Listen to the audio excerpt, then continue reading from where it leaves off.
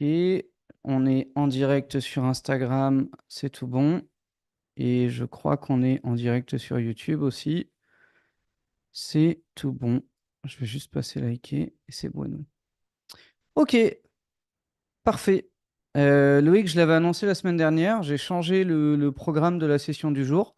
Donc la session du jour, ça va être, on va essayer de répondre à une question simple qui est, pour quelles raisons certains artistes arrivent à percer, arrivent à développer leur visibilité et à réussir dans l'industrie musicale, alors que d'autres galèrent.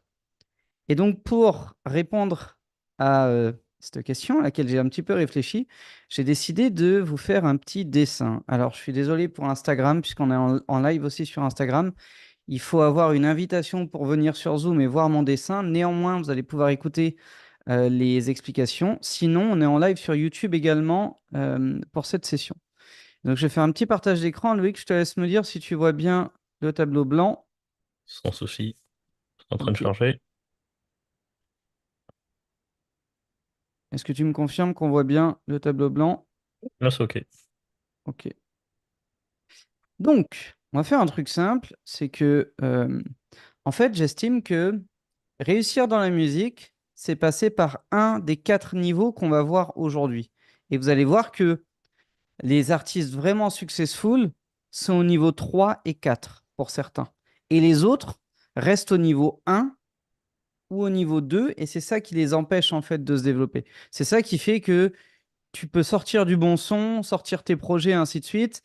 Il va pas se passer grand-chose ou ça va mettre beaucoup de temps avant d'amener du résultat. Ou c'est ça qui fait que tu vas générer du résultat, mais ça stagne en fait. Ça te fait vivre, mais ça ne te permet pas d'évoluer. Tu sais, c'est ce fameux truc de te dire, OK, j'ai assez pour régler mon loyer, ma voiture, mes factures, mes trucs, mes machins, mais j'ai pas assez pour partir en vacances là où j'ai envie d'aller. J'ai pas assez pour me mettre en stand-by un an si jamais j'ai envie d'accueillir la naissance du petit dernier, et ainsi de suite. Donc, on va travailler sur ces quatre niveaux. Donc, pour ça, je vais vous schématiser une échelle de croissance. Loïc, tu me confirmes qu'on voit toujours bien le dessin? Toujours. Hein, je ne suis pas un grand dessinateur. Ouais, merde. Petite dernière, elle est peut-être un peu dure. Bon, je vais laisser comme ça. OK. Le premier niveau, donc le niveau 1, c'est ce qu'on appelle, c'est ce que j'appelle moi le niveau transactionnel. Alors, je tiens quand même à remettre, à rendre à César ce qui est à César. Euh, Je me suis beaucoup inspiré, même si j'ai amené, je pense, 50% de variantes dedans, mais je me suis beaucoup inspiré d'un concept de Myron Golden, donc je tiens à le citer, qui est un de mes mentors et qui a créé et conceptualisé cette échelle des quatre niveaux. Voilà. Après, je l'ai adapté un petit peu à ma sauce. Donc le niveau 1, il est transactionnel. C'est celui que quasiment tous les artistes qui n'ont pas réussi à percer, qui n'ont même pas encore réussi pour certains à générer des revenus relativement importants, suffisamment pour ne plus avoir besoin de travailler, sont. Ils bloquent à ce niveau-là pour une raison simple, c'est que dans le niveau transactionnel, euh, on a besoin d'argent. D'accord? On a besoin d'argent, on va même l'écrire ici, tu vois. On a besoin d'argent. Et c'est ça, en fait, qui transparaît dans sa communication. Alors, je sais pas pourquoi j'ai des dessins bizarres ici. Hop, voilà. Donc, on a besoin d'argent. Je vais me créer une liste ici. Voilà. Besoin d'argent. Malheureusement, ce besoin d'argent, il est ressenti en fait par votre cible, surtout dans la musique. Puisqu'à la limite, si tu es boulanger et que tu as besoin d'argent, c'est pas bien méchant, à part faire plus de com pour vendre plus de baguettes, plus de pain, de croissants et je sais pas quoi, c'est pas bien méchant en soi, parce qu'on sait que quand on vient chez toi, on vient pour acheter quelque chose qui nous intéresse déjà. Dans la musique, c'est différent. On a besoin de créer une connexion, une relation. Et on va en parler justement après parce que c'est un des niveaux de cette échelle. Et le problème, c'est que beaucoup d'artistes ont besoin d'argent et ça se ressent. Ça se ressent quand, je sais pas, je vais vous donner un exemple, un simple mais réel. Moi, je reçois des messages sur Instagram des fois d'inconnus, hein. C'est des gens que je n'ai jamais croisés de ma vie, qui ont même pas, qui sont pas venus à un de mes événements, qui sont pas sur mes formations, qui m'ont jamais écrit, hein, qui n'ont jamais commenté un de mes posts. Ils m'envoient un message privé. J'ai besoin d'un producteur, est-ce que tu peux me produire? Ou alors, j'ai des prods à vendre, est-ce qu'à 300 euros, tu me les achètes? Et tu vois, ce genre de discours, même quand il est un peu déguisé, en fait, on le ressent. Et comme on le ressent, on a du mal à dépasser le niveau transactionnel parce que à ce stade, c'est ou tu n'achètes pas. Et 99% du temps, tu n'achètes pas.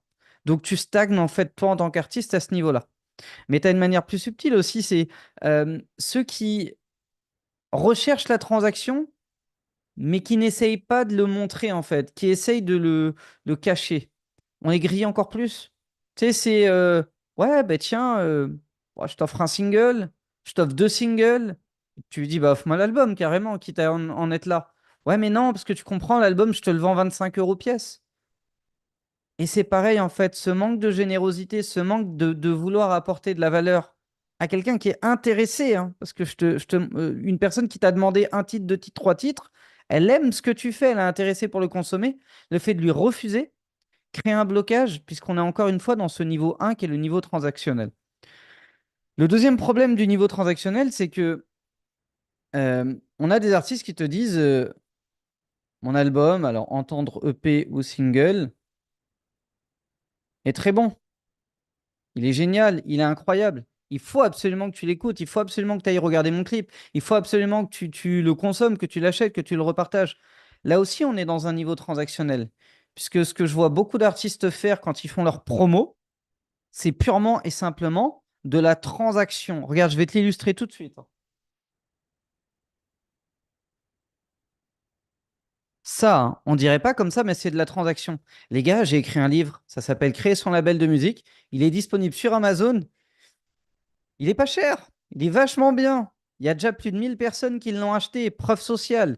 Et attention, il va pas rester très très longtemps sur Amazon, donc dépêche-toi d'aller le chercher parce qu'à mon avis, il y en aura bientôt plus. Tu sais, c'est comme mon premier livre, Le secret pour vivre de sa musique. À un moment donné, j'ai arrêté d'en produire. Les gens ne le trouvaient plus nulle part. Il va se passer la même chose. Va l'acheter. Ça, c'est purement transactionnel. Même si tu le fais de manière plus subtile, avec des témoignages, avec une étude de cas, avec de l'apport qu'il y a dans le livre que tu vas mettre en avant et ainsi de suite, ça reste une opération purement et simplement transactionnelle. Donc il faut sortir de là le plus vite possible. Le troisième truc qu'on voit beaucoup, et ça va être le dernier exemple de ce côté transactionnel, c'est je suis le meilleur. Je suis le meilleur. Qu'est-ce qui justifie que sur ma prog, je te prenne toi comme artiste plutôt qu'un autre? Moi, tu comprends, sur scène, je déchire, je suis meilleur que lui. J'ai des meilleurs musiciens, j'ai un meilleur ingé son, meilleur mix, meilleur mastering, meilleur cover, meilleur prod, meilleur tout ce que tu veux. Le problème, c'est que tout le monde s'en fout. Qu'on soit clair, hein, mais qu'on soit clair. Euh, le public qui ne te connaît pas, qui est déjà, qui n'est pas encore fan de ce que tu fais, il en a rien à foutre que tu aies le meilleur album de la Terre. Il en a rien à foutre que tu sois le meilleur artiste. C'est pas des arguments auxquels il va être sensible maintenant. Peut-être que plus tard, ça le fera revenir. Peut-être que plus tard, ça l'aidera à justifier qu'il te recommande. Mais à ce niveau-là, ça sert à rien. Et c'est là, en général, que beaucoup d'artistes bloquent. Ils me disent, ouais, ok, intellectuellement, je comprends. Donc, faut pas que je leur dise que j'ai besoin d'oseille. Faut pas que je leur dise que mon son est bon, ou qu'il vient de sortir, ou qu'il est là, ou qu'il est disponible, ou qu'ils devraient l'acheter. Faut pas non plus que je leur dise que je déchire par rapport à tous ceux-là là, qui servent à rien, qui chantent pas juste, qui sont pas bons sur scène, et ainsi de suite. Bah, bizarrement, ouais, c'est exactement ça. Pour une raison simple qui est tout le temps la même, et cette règle-là, elle est universelle, c'est que tout le monde s'en fout de vous, tout comme tout le monde s'en fout de moi. Tu vois, je peux être là, faire une com de malade en disant, les gars, j'ai été certifié diamant, platine, or, encore platine, machin, etc. Tout le monde s'en fout. Sur le papier, tu dis, bon, le gars a l'air crédible. Mais la vérité, c'est que tu t'en fous. C'est pas ça qui va déclencher, entre guillemets, la conversion. C'est pareil, si je commence à quémander, tu vois, à être là, achetez mon livre, putain de bordel, je peux pas payer ma facture à la fin du mois, les gars, je compte sur vous, et ainsi de suite, ça vous donne pas envie. Ça vous donne pas envie. C'est comme homme ou femme, hein, d'ailleurs, un homme ou une femme qui vous court après en vous montrant que il ou elle est open, quoi que tu fasses, quoi que tu dises, où tu veux, quand tu veux, ça donne pas envie. C'est la même chose. Donc, le niveau 1, qui est le niveau transactionnel, est celui dans lequel, en réalité, vous devriez apporter le moins de temps, le moins d'efforts, le moins de valeur. Là, on a un niveau 2 qui arrive juste après, qui lui va être déjà plus intéressant. Et c'est le niveau éducationnel. Bon, je sais pas trop si ça se dit, mais les profs de lettres me pardonneront. Alors, le niveau éducationnel, qu'est-ce que c'est? C'est un niveau qui est déjà un peu plus sympathique que le niveau transactionnel. Parce que dans le niveau éducationnel, on va chercher à utiliser l'information comme vecteur d'attraction et de traction. Je répète, on cherche à utiliser l'information comme vecteur d'attraction et de traction.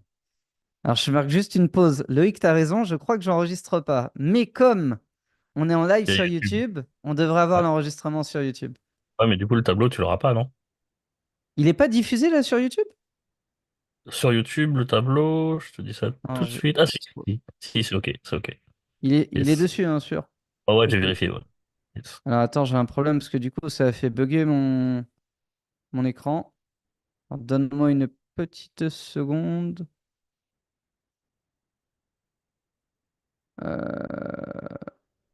Ok, on est bon. Est-ce qu'on voit encore le partage d'écran? Sur le Zoom, oui, et sur le YouTube aussi. Ok, parfait. Donc le niveau 2 éducationnel, je ne sais plus ce que je disais avant, voilà, il sert à générer de l'attraction et de l'attraction. Alors l'attraction, c'est quoi? C'est le fait d'attirer un public et l'attraction, c'est le fait d'utiliser ça comme effet de levier pour en attirer encore plus, ce qui vous donne encore plus d'attraction pour le coup. Donc à ce niveau-là, qu'est-ce qu'il faut comprendre? Le message que tu renvoies ici, c'est j'ai besoin que tu penses que je sais, ou en tout cas que j'en sais plus que toi. D'accord? Je vais le mettre en minuscule.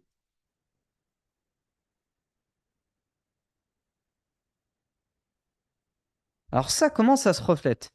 Ça se reflète dans ce qu'on va appeler un peu couramment le mythe des dieux, entre guillemets.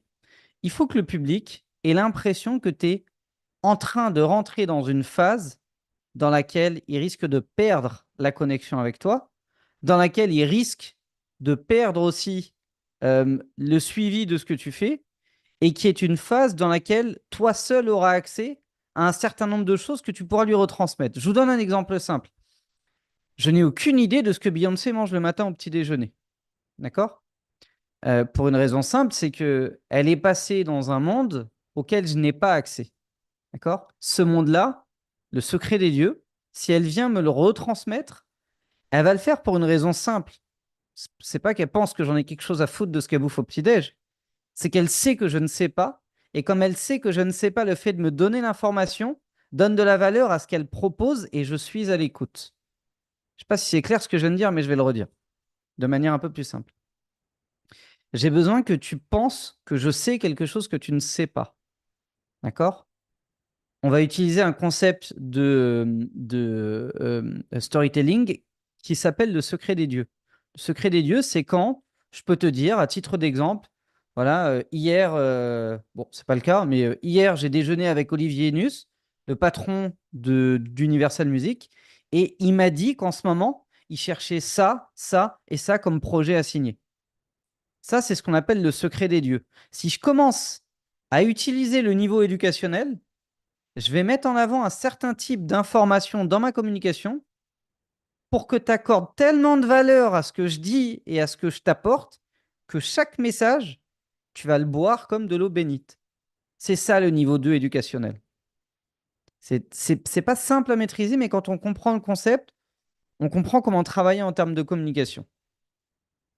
Le deuxième niveau, c'est euh, l'information que tu vas apporter à ton public. Donc en gros, j'ai besoin que mon public sache certaines choses qu'il ignore. Ok? Je précise. Premier niveau, j'ai besoin que mon public, il pense que je sais les choses qu'il ne sait pas. Deuxième niveau, j'ai besoin que mon public sache certaines choses qu'il ignore. Alors là, je vais donner un exemple qui va être très facile à comprendre pour tout le monde. Demain, si tu fais une campagne de crowdfunding et que tu demandes à ton public une dotation, admettons, globale, enfin, tu essayes de lever, par exemple, 20 000 euros pour financer un album. Dans l'inconscient collectif des humains actuels, la mode Billie Eilish fait que tout le monde pense qu'un album, ça coûte rien. Pense que tu vas être dans ta chambre avec ton téléphone, un dictaphone, un ordi à l'arrache, un vieux clavier que tu as acheté 15 balles sur Amazon et que tu vas faire un album comme ça. Et il a l'impression que tu l'arnaques quand tu lui demandes 20 000 euros. Donc, c'est important pour toi qu'il sache. Donc, tu vas lui donner du contenu, de l'information qui va lui permettre de comprendre la valeur de ce que tu fais, qui va lui permettre de comprendre que du temps passé en studio, ça coûte de l'argent. La création, ça coûte de l'argent. Un mix, un mastering, ça coûte de l'argent. Un cover, ça coûte de l'argent. Une promo, etc., etc.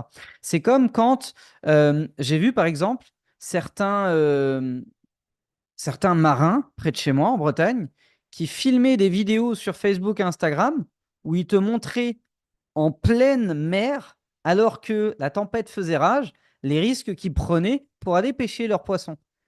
Et qui te disent, dans leur vidéo en conclusion, arrêtez de gueuler si le poisson est 2 ou 3 euros plus cher que d'habitude. Parce que nous, derrière, sous-entendu, on risque nos vies. C'est ça, ce niveau-là.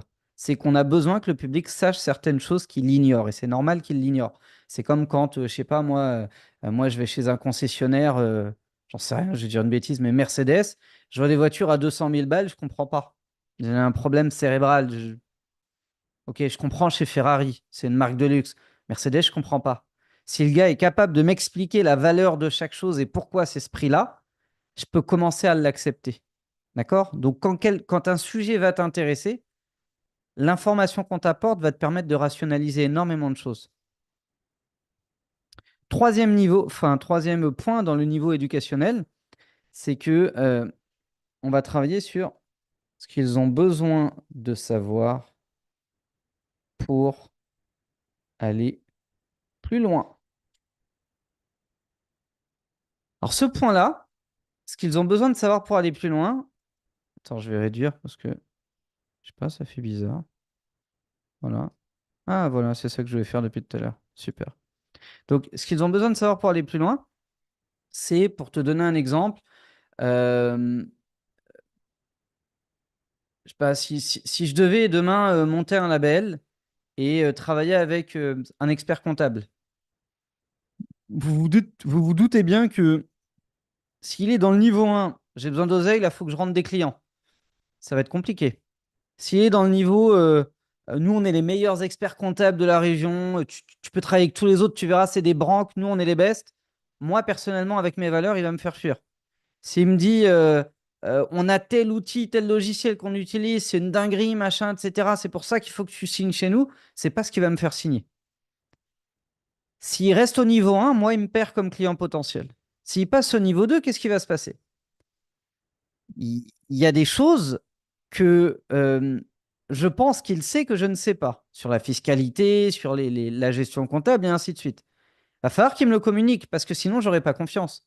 Si je vais voir un comptable qui a le même niveau de connaissance que moi, je ne l'engage pas. D'accord? Ensuite, il aura besoin que je sache des choses que j'ignore au moment où on se rencontre. Parce que sinon, je ne vais pas comprendre pourquoi il me facture tant d'honoraires, je ne vais pas comprendre pourquoi ça, c'est à moi de le faire et pas à lui, et ainsi de suite.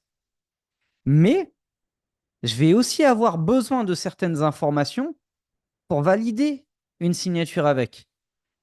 Très typiquement, si j'ai l'impression que mon expert comptable, il me sert juste à créer mon label et ensuite à sortir un bilan tous les ans, je peux légitimement me dire, bah, tu sais quoi, moi j'ai pas besoin de lui. À la limite, je trouve un truc sur Internet qui me fait un bilan tous les ans. Ça me coûte 300 balles par an. Lui, il me demande 2000 pour la création plus 2000 par an. Je passe de 300 à 4000. L'économie, elle est drastique. J'économise 3007 pour ceux qui auraient eu du mal à faire le calcul. Alors que s'il me dit, bah ouais, mais créer ta société, bien sûr que tu peux le faire. Mais il y a des spécificités quand tu crées un label qui peuvent te coûter très cher par la suite si tu le fais mal ou si tu ne le sais pas. Ça, c'est de l'info que j'ai besoin de savoir pour bien prendre ma décision. Voilà, très typiquement, Si je mets, je sais pas moi, l'adresse de ma grand-mère et que je sais qu'elle va déménager dans 6 mois et que je vais devoir changer, ça va me coûter 300-400 balles en frais de formalité, en frais administratifs.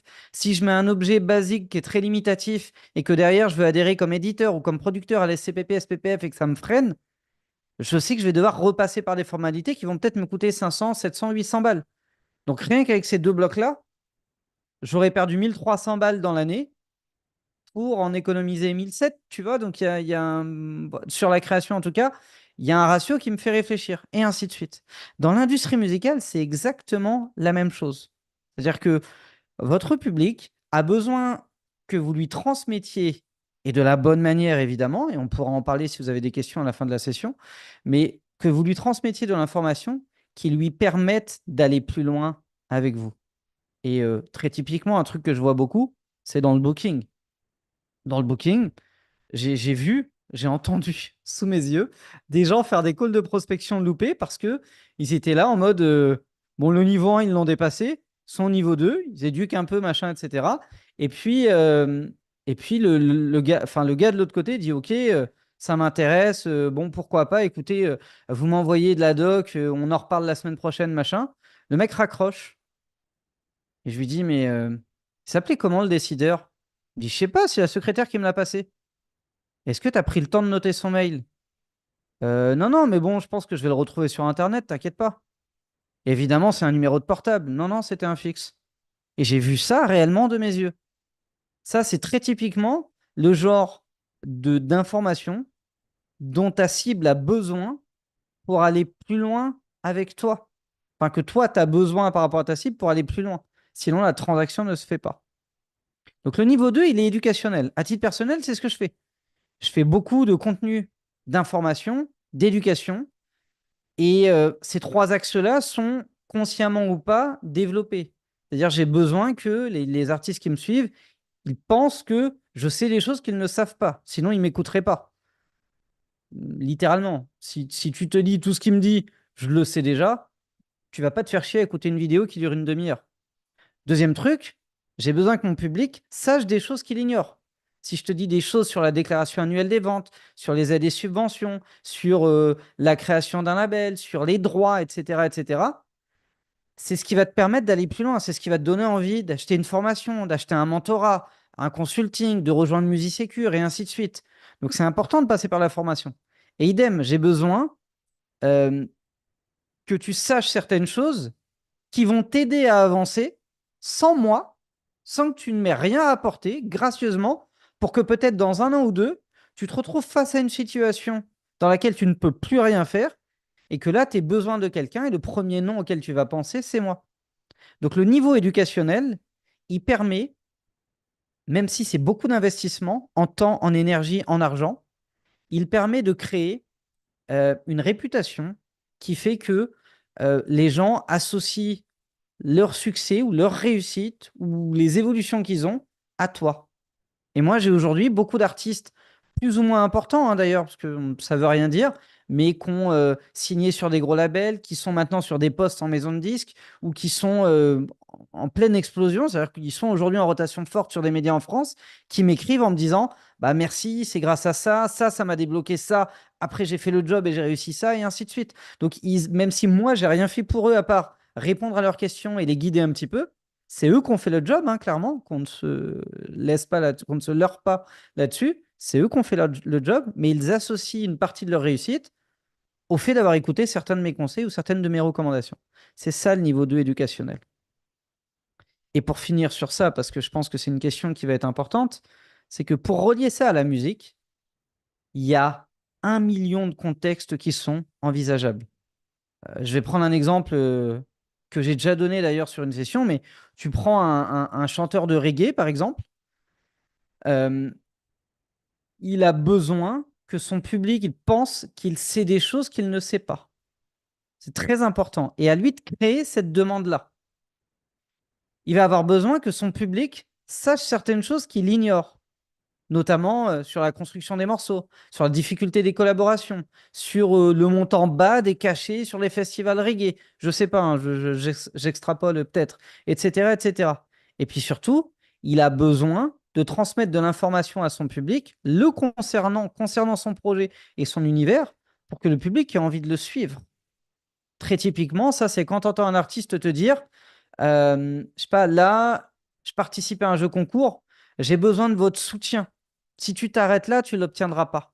Si tu expliques que, je sais pas, vous êtes 8000 à me suivre, si j'ai ne serait-ce que 2000 votes, je suis garanti de passer aux phases finales du concours. Et si je le gagne, je vais avoir telle tournée, tel truc, tel machin, et ce sera grâce à vous. C'est une information que le public a besoin d'avoir, d'assimiler pour qu'il te suive. Tu peux avoir aussi une approche éducationnelle sur d'autres aspects, sur la culture musicale. Moi, j'avais conseillé un rappeur, jeune rappeur, qui avait, je sais pas, genre 38 abonnés hein, sur Instagram, de faire des quiz. Aujourd'hui, il a plus de 50 000. Juste à travers des quiz et de l'éducation. Tu prends par exemple la chaîne de Iconic, c'est bientôt 500 000 abonnés, je pense. C'est purement et simplement que de l'information. On pense que Chris d'Iconic, il sait des choses qu'on ne sait pas, sinon on ne le suivrait pas. Évidemment, il sait des choses qu'on ne sait pas. Il a aussi besoin qu'on sache certaines choses que, que, que, que, enfin, on a besoin qu'ils nous apprennent des choses qu'on ne sait pas. Et c'est le cas. Moi, j'ai suivi certaines de ses vidéos. Pourtant, je pense avoir une très bonne culture musicale, sur certains genres musicaux en tout cas. Il m'a appris des choses. Et on a aussi besoin d'avoir un certain nombre d'informations si on veut aller plus loin. Très typiquement, euh, à ce jour, d'ailleurs, Chris, si tu entends ça, n'hésite pas, hein, mais c'est peut-être moi qui loupé quelque chose. Je ne sais pas ce qu'il offre. Je ne sais pas s'il vend un service, s'il vend de l'accompagnement, des formations, un truc en particulier. Je sais qu'il fait des placements de produits, des choses comme ça, mais je n'ai pas d'informations complémentaires qui m'amènent à vouloir aller plus loin avec lui. Donc c'est ça le niveau 2 éducationnel et il est particulièrement intéressant à mettre en place. Le niveau 3, et là on va rentrer dans quelque chose de vraiment fonctionnel, c'est le euh, relationnel. Le niveau relationnel. Tiens, juste avant d'enchaîner, Loïc, on a beaucoup de likes sur YouTube. Sinon, on va couper YouTube, hein. Alors, si tu recordes ici, tu peux couper YouTube, mais sur YouTube, il n'y a personne qui réagit. Sans blague. Ils sont tous à la plage, Ouais, Les YouTubiens. c'est ça. Sur Insta, comment ça va? Est-ce que vous kiffez Sur le Insta, live? si, ils sont là, par contre. Ils ont Ok. posé quelques questions, j'ai déjà répondu, donc Insta, Bon, c'est cool. parfait. Et puis sur Zoom, je sais pas combien on est, mais je sais que vous êtes chaud sur Zoom. Salut Sylvain, salut Jocelyn, salut Clara, Maria, Louis, qui je vois d'autres que qui je vois pas surtout. Je vois Antoine, Agatha, Caroline, salut Emilien, Evelyne, salut Fel, salut Julie, que j'ai vu passer sur Insta d'abord. Salut Laurent, Lila, Laurence, Louis, salut Luyana, Nelson qui nous fait l'honneur de sa présence. Oh, c'est cool. Ah, Bon, t'as réveillé YouTube, du coup. Ah, j'ai réveillé YouTube, Ouais, magnifique. c'est bon. Il commence à se réveiller. Et surtout, t'as eu un commentaire pépite sur Instagram qui dit vraiment ce mec m'a plus aidé que l'éducation nationale. J'ai trouvé ça pas mal. Ah, c'est gentil. Bon, si Voilà. l'Éducation nationale veut nous subventionner, n'hésitez pas, hein, n'hésitez surtout pas. Quoi qu'on n'acceptera aucune compromission, mais pourquoi pas. Bon, le niveau 3 relationnel, il est très important à comprendre dans la relation qu'un artiste peut avoir avec son public. Et c'est ça, pour moi, qui fait vraiment la différence entre un artiste qui réussit et un artiste qui galère. Parce que le niveau intransactionnel, en réalité, c'est vrai qu'il y a beaucoup d'artistes qui n'offrent rien, qui ne proposent rien en termes de vente, mais dès que tu te mets à proposer quelque chose, il est facilement atteint. Le niveau 2 éducationnel, il commence. De plus en plus, vous comprenez qu'il y a besoin d'informer. Là, j'ai vu une pub sur TikTok il n'y a pas longtemps d'un artiste. Je l'ai trouvé génialissime. D'ailleurs, je lui ai écrit pour lui dire parce que vraiment, il explique son projet, son parcours, les avantages, les inconvénients avant de t'envoyer vers un crowdfunding. Et d'ailleurs, il a quelque chose comme 5 ou 6 000 likes sur à peu près peut-être, je sais pas, genre 50 000 vues, ce qui est beaucoup, tu vois. 10% des gens qui likent sur une vue, sur une vidéo, c'est énorme. Le niveau 3, qui est un niveau relationnel, fait toute la différence, comme je l'ai dit, c'est c'est simple à comprendre, c'est que j'ai besoin de bonnes personnes dans ma vie. C'est aussi simple que ça. Ça veut dire que le public qui suit un artiste, il est capable de se détourner d'un artiste s'il voit que c'est un gros bâtard, disons les choses comme elles sont. Il est capable de se détourner d'un artiste s'il voit que, je sais pas moi, qui frappe sa conjointe et que lui est contre ça. S'il voit qu'il maltraite les animaux et que lui est contre ça, etc., etc. Et ça, pour une raison simple, c'est que c'est humain, le cerveau humain fonctionne comme ça, sauf si tu es un peu déglingué dans ta tête, mais ça peut arriver, hein, attention, je juge personne, mais on a besoin de bonnes personnes dans notre vie. C'est ce qu'on veut. On se lève pas le matin en se disant, allez, je vais aller chercher quelqu'un, je vais le faire rentrer à la maison et il va me pourrir ma good vibe, tu vois. On veut des bonnes personnes dans sa vie. Et le relationnel, le niveau relationnel fait en sorte que l'artiste qui communique avec son public va utiliser le niveau 2 éducationnel tout en amenant, si c'est dans ses valeurs évidemment, parce qu'on on s'invente pas à être une bonne personne, mais si tu es une bonne personne, tout en amenant un avis à toi bien personnel et une forme de bienveillance dans tout ce que tu communiques. À tout moment, tu vas communiquer et les gens vont ressentir que tu es une bonne personne. Et ça ne s'invente pas. S'ils le ressentent, ils vont vouloir se rapprocher de toi. Et encore une fois, ça ne s'invente pas. J'ai vu des gens faire de la com en mode je suis pas quelqu'un de bien, mais tu ressens foncièrement que c'est des gens bien. Et ils attirent des gens à eux. Très typiquement, l'exemple qu'on a en France, c'est Joey Star. Joey Star, pendant des années, il a eu l'image du Lascar bancal, rageux, sanguin et compagnie, qui, je pense, probablement fait partie de son caractère. Mais la vérité, c'est que c'est quelqu'un de très bien et ça se ressent. C'est quelqu'un de foncièrement bon. Et on commet tous des erreurs, hein. La vie est ainsi faite. Mais foncièrement, je pense que c'est quelqu'un de très bien. Et tu as beaucoup de gens comme ça, qui ont une communication entre guillemets anti-gentils, qui en réalité sont foncièrement gentils. Mais tu as aussi l'inverse. Il y a des gens qui sont des vrais enfoirés, qui vont se faire passer pour des anges. Et ça peut passer sur un poste ou deux.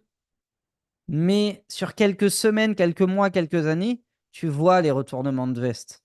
Très typiquement, ça, c'est ce qu'on voit chez nos politiciens. Les politiciens, ils ont l'air gentils. Ils arrivent au pouvoir, ils sont mignons, ils disent oui à tout le monde, ils serrent des pinces. Euh, voilà, votre vote m'engage, tout ça, tout ça.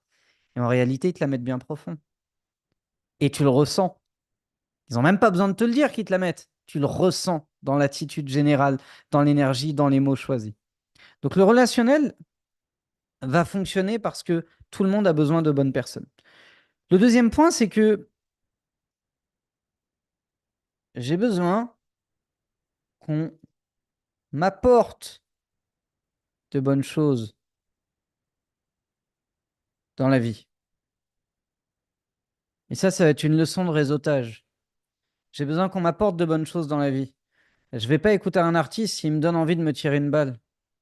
Je vais l'écouter parce qu'il me motive, parce qu'il m'inspire, parce que son parcours crée quelque chose chez moi.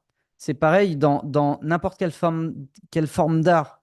Je sais pas si tu es sensible au tableau, à la photo, tu vas aller regarder des tableaux, des photos parce qu'elles t'inspirent, parce qu'elles te touchent, parce qu'elles suscitent de l'émotion.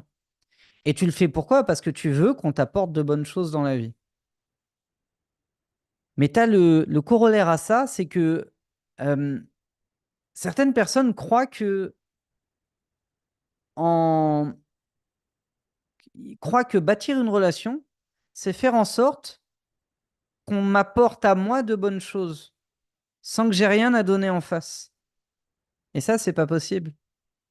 Donc, tu as des gens, par exemple, que je vois, hein, on les voit venir à des kilomètres, réseautage, ils sont dans un mode ouais, viens, je t'invite, on va discuter, machin, etc. Bidule. T'offres un verre à 5 balles. Pour mieux te demander un service à 500 balles. Et ça marche pas. Parce qu'encore une fois, à court terme, tu peux duper des gens. Moi, je suis quelqu'un, par exemple, de très naïf. Tu peux me duper à court terme, peut-être même à moyen terme, mais à long terme, ça marchera pas parce que je suis pas con. Ou peut-être que je le suis, mais j'arrive à capter quand même.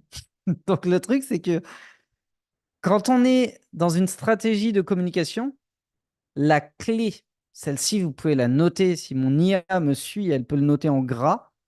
C'est l'apport de valeur, la générosité. Tout ce que tu vas donner généreusement, bénévolement, avec amour à ton public parce que tu veux lui apporter quelque chose dans la vie, parce que tu veux être la bonne personne dans sa vie, va avoir un impact démultiplié dans le temps. Alors oui, des fois, il y a des abus, c'est sûr, c'est certain. Mais à la fin, c'est eux qui perdent, c'est pas toi. Donc il faut donner. Et donner sans limite, généreusement, sans rien attendre. Moi, je vais vous donner un exemple d'expérience que j'ai eue. Il y avait un gars qui faisait des mix mastering, qui maintenant est un grand nom dans le métier. On va pas le citer parce que je suis pas méchant, mais qui à ses débuts était vraiment en galère. Mais en galère de ouf. Et en gros, il me demandait de l'aider. Donc moi déjà, je le faisais bosser. Euh, je le payais pour ça, tu vois. Je l'ai mis en contact avec des studios, avec des producteurs, plein de gens, tu vois. Il est passé de zéro littéralement à se faire entre 8 et 15K par mois, en quelques mois, tu vois. Euh, Ensuite, il a monté son propre studio. J'allais un peu travailler chez lui, donc il me facturait des sessions à prix d'or, tu vois. J'ai appris plus tard qu'il les faisait à moitié prix à quasiment tout le monde. Moi, je l'ai payé plein pot, tu vois. Alors que je l'ai aidé au départ, hein. Idem, hein, j'ai toujours payé ses mix. Un matin, il débarque, il dit, ouais, j'ai augmenté mes prix. Non, non, t'as doublé tes prix, c'est pas pareil. Une augmentation, c'est 10-15%. Toi, t'as fait plus 100%. Mais admettons, tu bosses bien, on continue. Et puis, un jour, il me dit, écoute, j'ai envie de me lancer un peu dans l'infoprenariat, faire quelques vidéos YouTube, j'ai besoin que tu m'aides. Je lui donne des conseils, je l'aide gracieusement, machin, etc. Un jour, on se retrouve à New York, il est en galère, je l'aide aussi. Ça m'a coûté 2000 balles, tu vois, généreusement. Enfin, généreusement, ça, à la base, c'était un prêt. Il me l'a rendu 3 ans plus tard, mais il me l'a rendu quand même, donc je vais rien dire. Et puis, à un moment donné, il me dit, ouais, j'ai envie de faire Enfin, son studio allait moins bien après le Covid et compagnie. Il me dit, ouais, j'ai envie de faire une grosse opération pour remplir le studio. Donc là, je lui dis, écoute, si tu veux, on organise un cocktail dînatoire chez toi. Tu invites plein de gens qui sont pas clients et tu fais en sorte sur place de leur faire essayer tes machines, ta méthode de travail et tu les convertis comme ça. Et donc, il fait ça. Il se blinde son agenda. Et moi, à ce moment-là, j'étais en Autriche pour raison personnelle. J'ai dû faire un aller-retour et c'était convenu que, en gros, qu'il me défraie, si tu veux. Il m'a dit non parce que il pensait que j'allais faire l'aller-retour en voiture et je lui ai sorti une facture de billet d'avion, d'accord? Et il devait m'héberger. Ça devait être une chambre d'hôtel, sachant que j'étais un peu épuisé à cette période-là. Il m'a fait dormir dans son canapé flingué dans son studio. Tu vois ce genre de truc? Et c'est un gars qui maintenant se répand sur les réseaux en mode ouais, c'est un crevard, il me répond plus, je l'ai connu avant, maintenant il est comme ci, comme ça, patati patata. Vous voyez ce genre d'attitude, c'est ça qui flingue une carrière. Parce que lui derrière, il a monté un label, évidemment, il a essayé de produire des artistes. J'aurais pu lui ouvrir 1 million de portes, je l'ai jamais fait. Beaucoup de gens qu'on connaît en commun auraient pu lui ouvrir 1 million de portes, ils l'ont jamais fait parce qu'ils savent comment il est. Et quand tu es comme ça, rien de bon va t'arriver.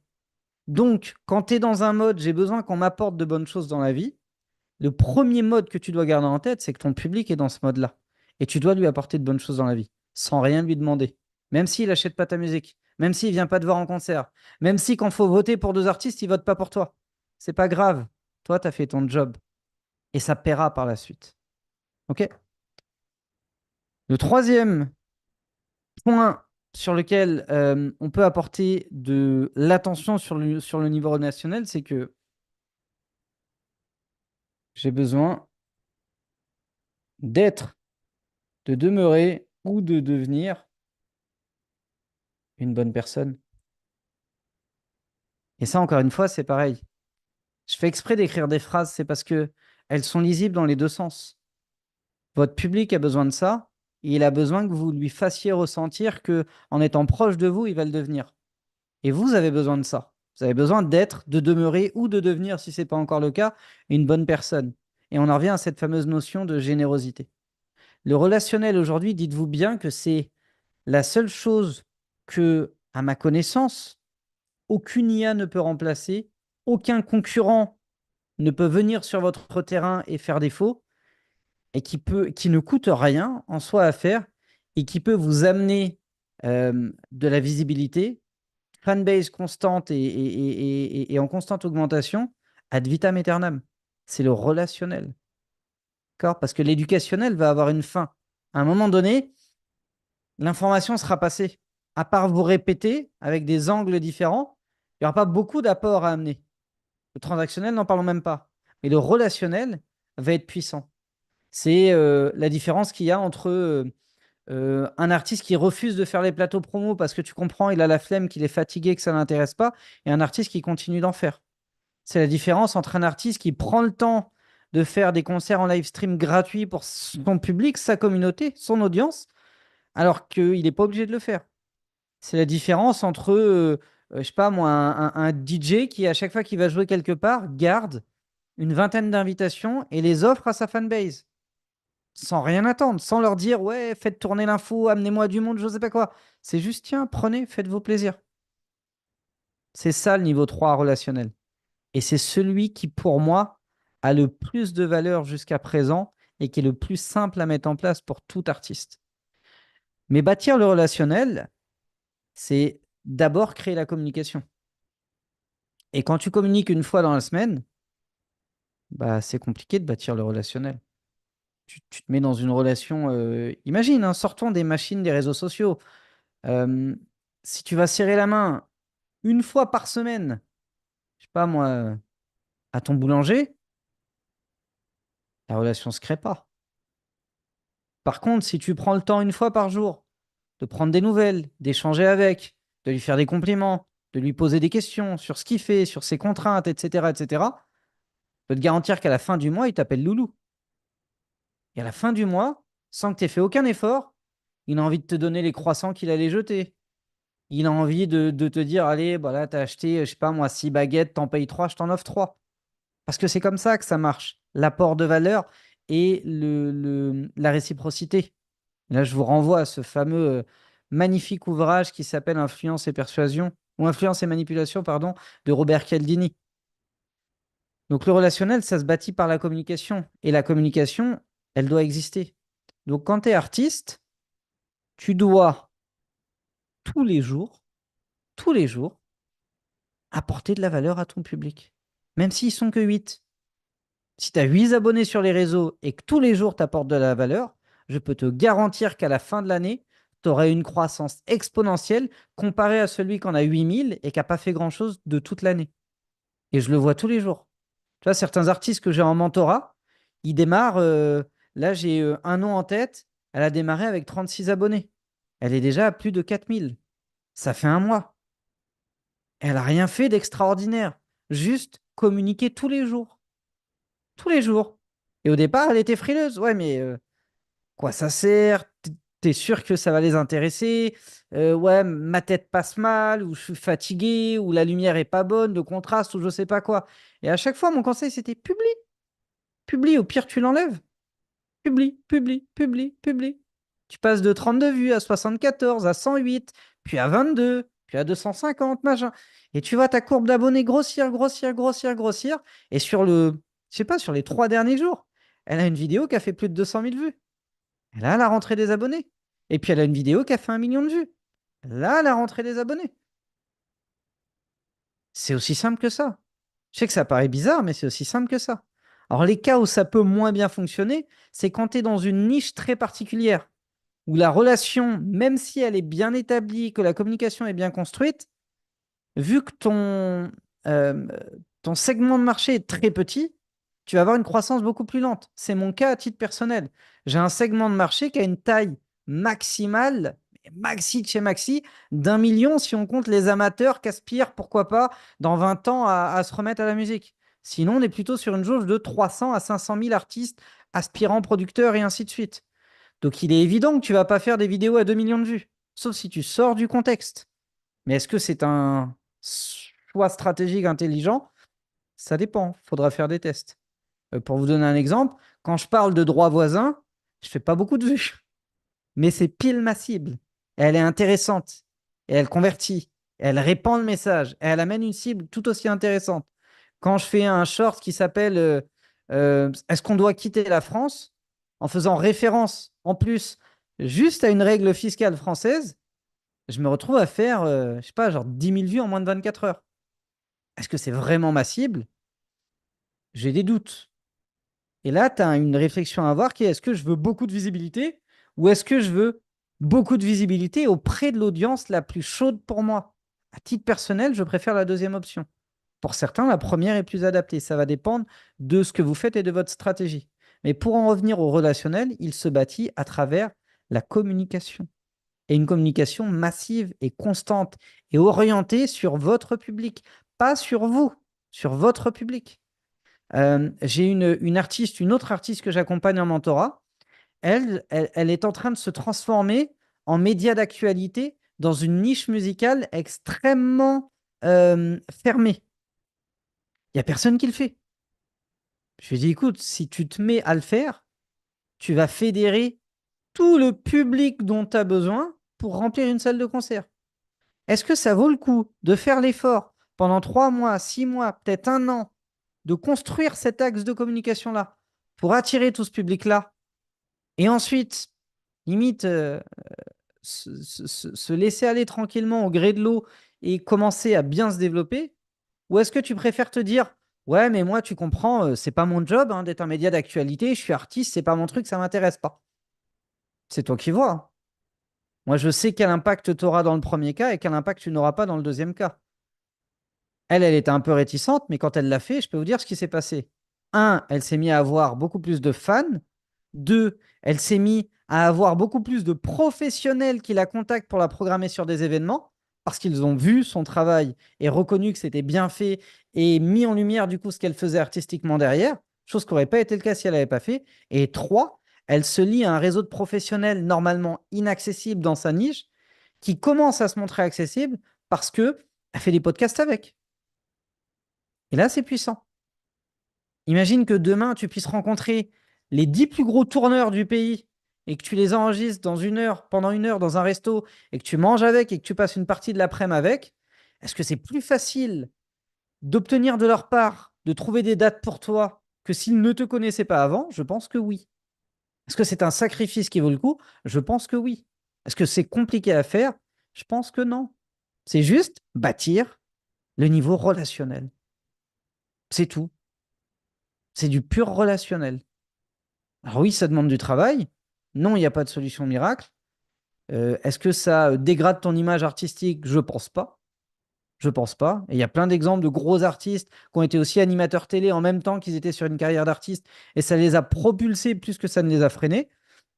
Donc, c'est quelque chose à envisager. En tout cas, c'est un axe de réflexion sur le niveau relationnel. Mais il faut absolument créer de la communication parce qu'encore une fois, dans le niveau 3, j'ai besoin de bonnes personnes dans ma vie. Et pour ça, il faut que je vois que tu es une bonne personne. Et pour le voir, il faut que tu communiques. Deux, j'ai besoin qu'on m'apporte de bonnes choses, de bonnes ondes, de bonnes vibes, de bonnes idées dans ma vie. Et pour ça, bah, j'ai besoin que tu me communiques des choses. Sinon, je ne peux pas juger si elles sont bonnes ou pas pour moi. Et trois, j'ai besoin d'être, de demeurer ou de devenir une bonne personne. Et à ton contact, il est possible que je le devienne. Qu'est-ce qui fait que, je sais pas, et je vais donner vraiment des exemples à la con, mais qu'est-ce qui fait qu'Hugo Décrypte a du succès? On a tous l'impression de devenir de meilleures personnes en regardant ces sujets d'actualité. Parce qu'avant, je panais que dalle à énormément de choses. Je savais pas ce qu'était l'Assemblée nationale, le Sénat, je comprenais rien à tous ces trucs-là. Depuis que Louis le démystifie, j'ai l'impression d'être un meilleur citoyen, tu vois, de mieux capter ce qui se passe dans mon pays. Et ça me rend fier. Et ça fait de moi une meilleure personne. Et j'associe ce sentiment-là, un peu comme au niveau 2 éducationnel, j'associe ce niveau-là, dans le niveau 3 éducationnel, à Hugo Décrypte. Donc, dans un sens, grâce à lui, je deviens plus instruit, meilleur citoyen, je peux guider des gens et ainsi de suite, tu vois. Et ça me fait très plaisir. Qu'est-ce qui fait que je suis certaines euh, valeurs du marketing ou du développement personnel ou professionnel sur Internet, essentiellement sur la scène US, que ce soit un Gary Vee, un Myron Golden ou un Alex Hormozy, c'est parce qu'ils me rendent meilleur marketeur, meilleur stratège marketing, plus efficace, que je teste tout ce que j'apprends et que quand je vois que j'ai du résultat, je peux vous aider vous-même à devenir meilleur.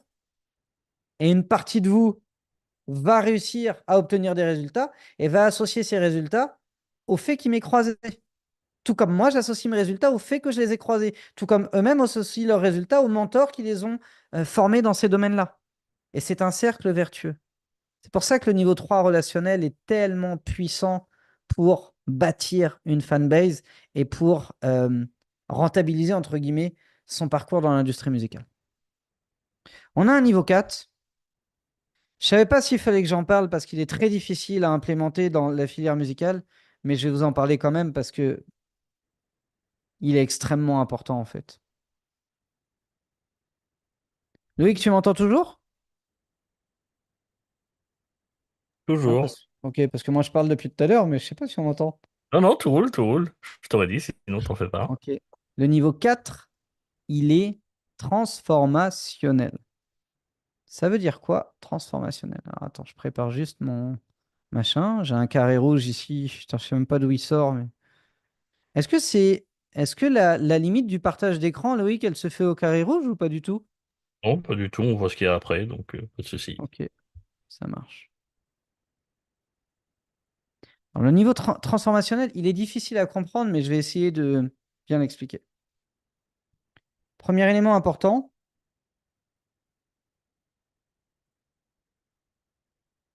j'ai besoin de transformation.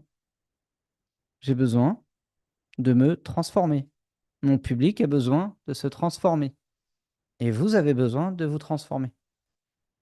C'est un besoin fondamental de l'être humain. Notre cerveau est juste ainsi depuis des siècles et des siècles. Ce besoin de se transformer, c'est quoi? D'autres diront, c'est un besoin d'évolution. On a besoin d'évoluer. Autrement dit, si tu es beatmaker, débutant, tu as besoin de devenir confirmé. Si tu es confirmé, tu as besoin de devenir professionnel. Si tu es professionnel, tu as besoin de remporter des titres, d'obtenir des certifications. Si tu as obtenu des titres ou des certifications, tu as besoin d'en obtenir avec des projets encore plus gros, et ainsi de suite. Et le jour où tu t'arrêtes, c'est le jour où tu n'as plus l'ambition de te transformer. C'est ce qui s'est passé pour moi. J'avais plus l'ambition d'aller plus loin. Pourtant, la dernière étape, c'était le Grammy Award. Et j'en rêve toujours intérieurement. Peut-être qu'un jour, une opportunité tombera. Mais j'ai accepté que le jeu n'en valait plus forcément la chandelle, ou j'avais pas les capacités d'aller le chercher, ou je sais plus ce qui m'est passé par la tête à ce moment-là. Mais en tout cas, j'ai décidé de stopper l'ascension. J'avais plus envie de me battre pour aller le chercher. Mais on a tous besoin de ça dans la vie. On a tous besoin de se transformer. Si tu es ici et que tu m'écoutes, dans un sens, tu as besoin de transformer tes résultats dans la filière musicale. Tu as besoin de transformer l'impact que chacune de tes sorties va avoir sur ton public. Tu veux plus de streams, tu veux plus de vues, plus de visibilité, plus de dates de concert, plus d'argent qui rentre dans tes poches exclusivement grâce à la musique, et ainsi de suite. Bah, dis-toi que ton public, il a exactement le même besoin. Et sur des pans de vie que tu es incapable de soupçonner. Euh, Moi, j'ai appris avec le temps que dans les artistes qui me suivent, certains sont devenus, il y en a un notamment, il est devenu champion de boxe thaï. Tu vois, je ne savais pas. Il y en a un qui a racheté un cabinet d'avocats. Il y en a un qui a vendu un cabinet d'avocats. Il y en a un qui s'est remarié. Il y en a un qui, depuis 5 ans, n'arrivait pas à avoir des enfants, qui a réussi à en avoir. Il y en a un qui a fui un pays en guerre. Et tu vois, il y en a plein comme ça. Je les découvre à mesure que j'échange avec eux, sur des consultings, sur des mentorats, des choses comme ça. Mais sur le moment, quand je travaille ma com, je ne le sais pas. Et votre public, c'est la même chose. Il a besoin de maigrir, il a besoin de prendre du muscle, il a besoin de réussir un examen, d'obtenir un diplôme, d'obtenir une promotion, de se loger, pour certains, tout simplement. Moi, j'ai écouté des albums je sais pas, de Timbaland ou de je sais plus qui, je dormais dehors, j'avais besoin de me loger. Donc, et toi, tu le sais pas. Mais si tu commences à prendre en compte que ton public a besoin de transformation, et que tu as la capacité d'implémenter ça dans ta musique et slash ou dans ta communication, alors tu vas devenir un aimant pour lui et tu vas devenir une force pour lui. Je vais reprendre un exemple très simple hein, qui va vous servir à bien comprendre ce que je veux dire. Euh,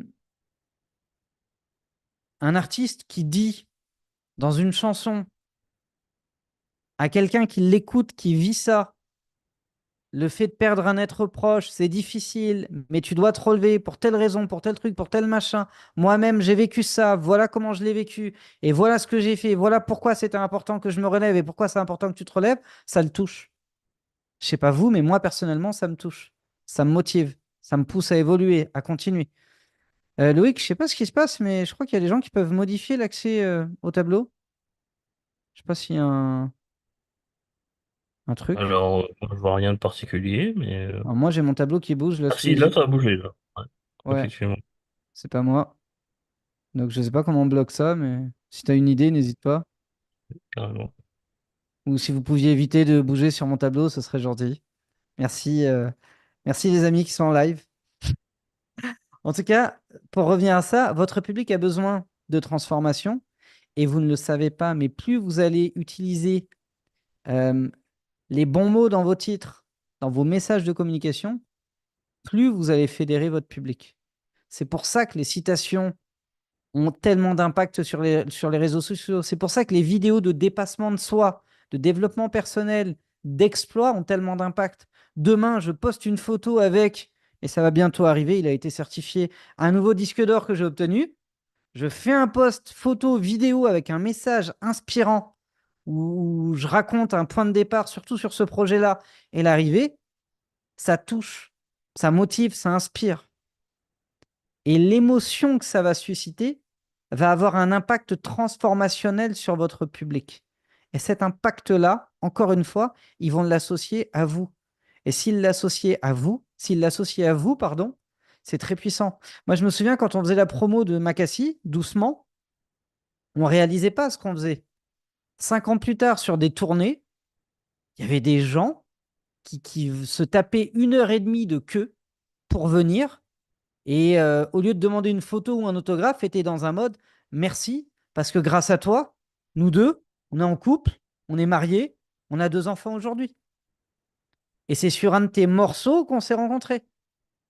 Et ça, c'est pas un cas isolé. C'est des dizaines, des centaines peut-être de cas, de messages sur les réseaux, de gens croisés sur des événements et ainsi de suite. Et encore, moi, j'ai arrêté de me taper toutes les dates assez tôt, donc lui en a eu encore plus. C'est ça. Quand j'en parle avec Benji du groupe Negmaron, je lui dis que son morceau, Le Bilan, il a influencé mon enfance pendant des années. Et vous voyez, tous ces trucs-là ont un impact transformationnel qui font que tu as des artistes, même 20 ans après, tu les vois à l'affiche d'un événement près de chez toi, tu vas y aller. Ça draine du monde. Et ils font encore 50 ou 70 dates par an. En Bretagne, on a ça, Soldat Louis. Soldat Louis, c'est un groupe sur lequel certains Bretons de ma génération ont grandi. C'est-à-dire qu'à 8 ans, ils allaient à des concerts avec leurs parents. À 15 ans, ados, ils allaient à des concerts avec leurs mecs, leurs meufs, leurs copains, copines, etc. À 23, 24 ans, ils allaient à des concerts pour se pincher la tronche, mais ils étaient super contents d'y aller. Et à 35 ans, ils y vont avec leurs enfants. Et probablement qu'à 50 ans, ils iront avec leurs enfants ou leurs petits-enfants.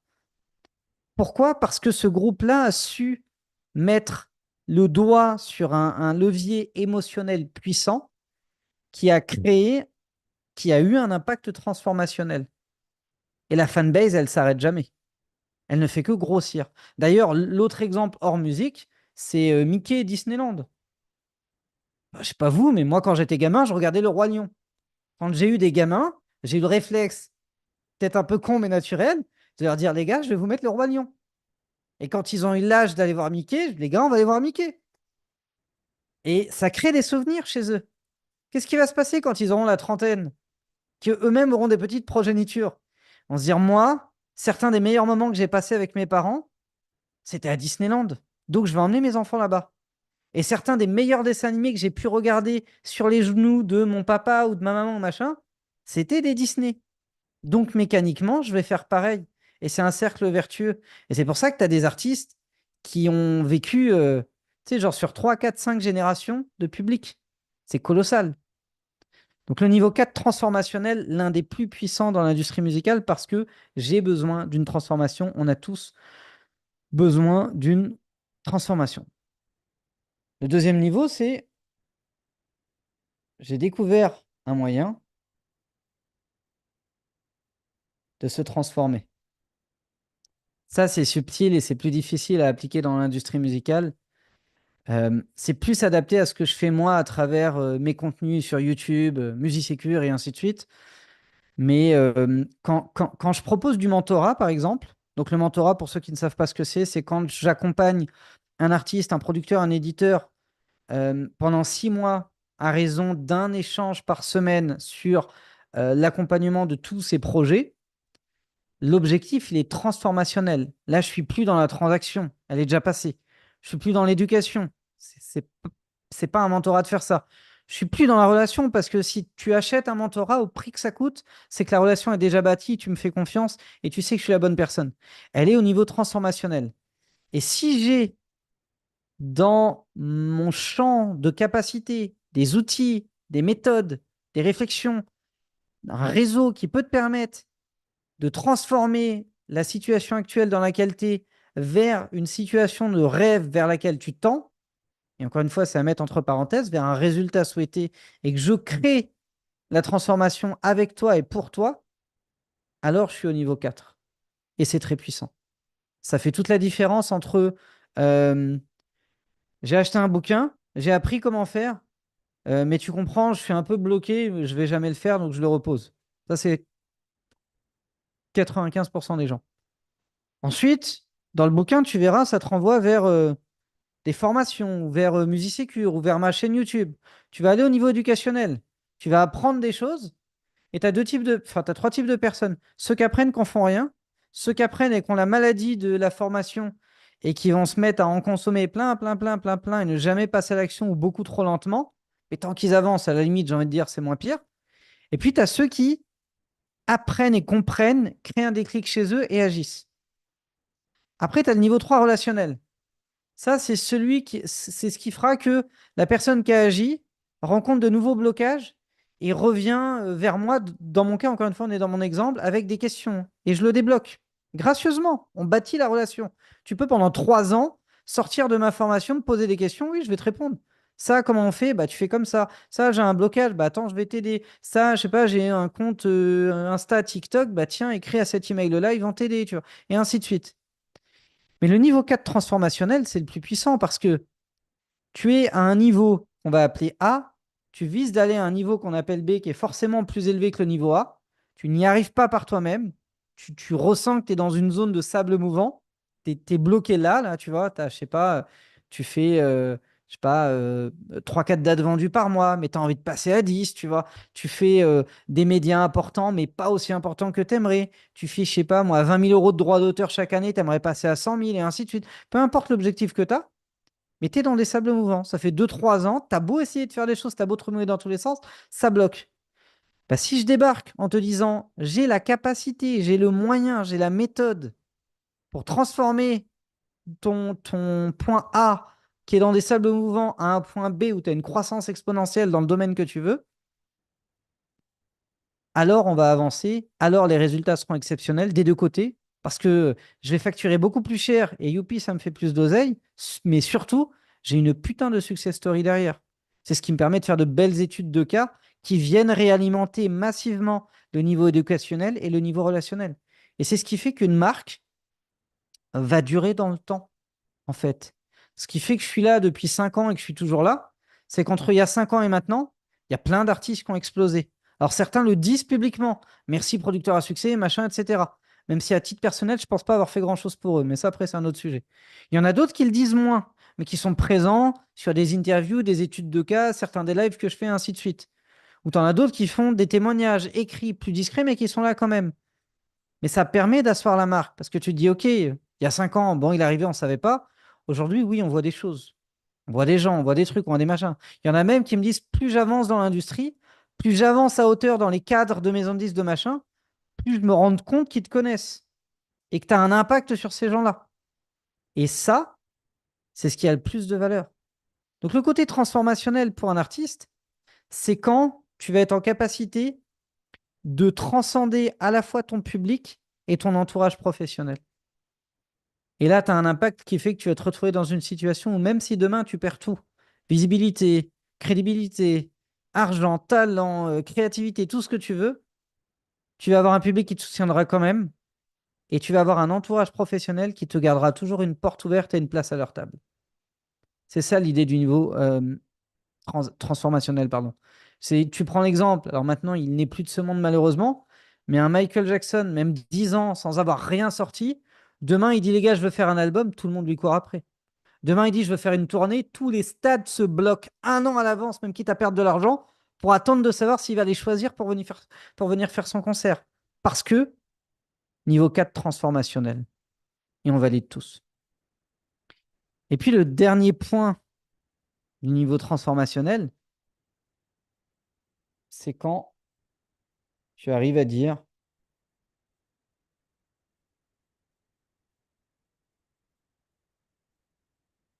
désolé pour Insta, j'écris, c'est quand tu arrives à dire, j'ai transformé mon public et où mon public m'a transformé.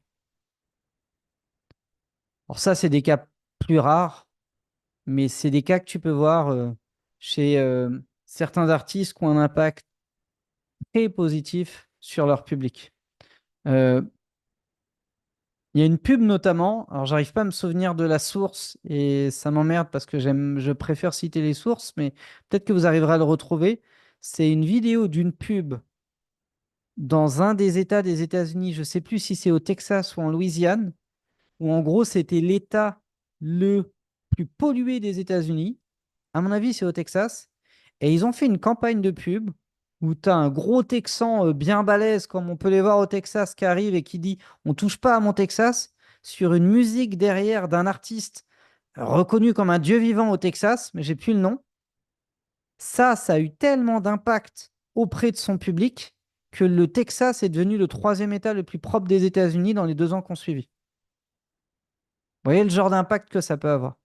Quand tu atteins ce niveau-là, tu atteins le rang de légende vivante et il n'y a plus de débat.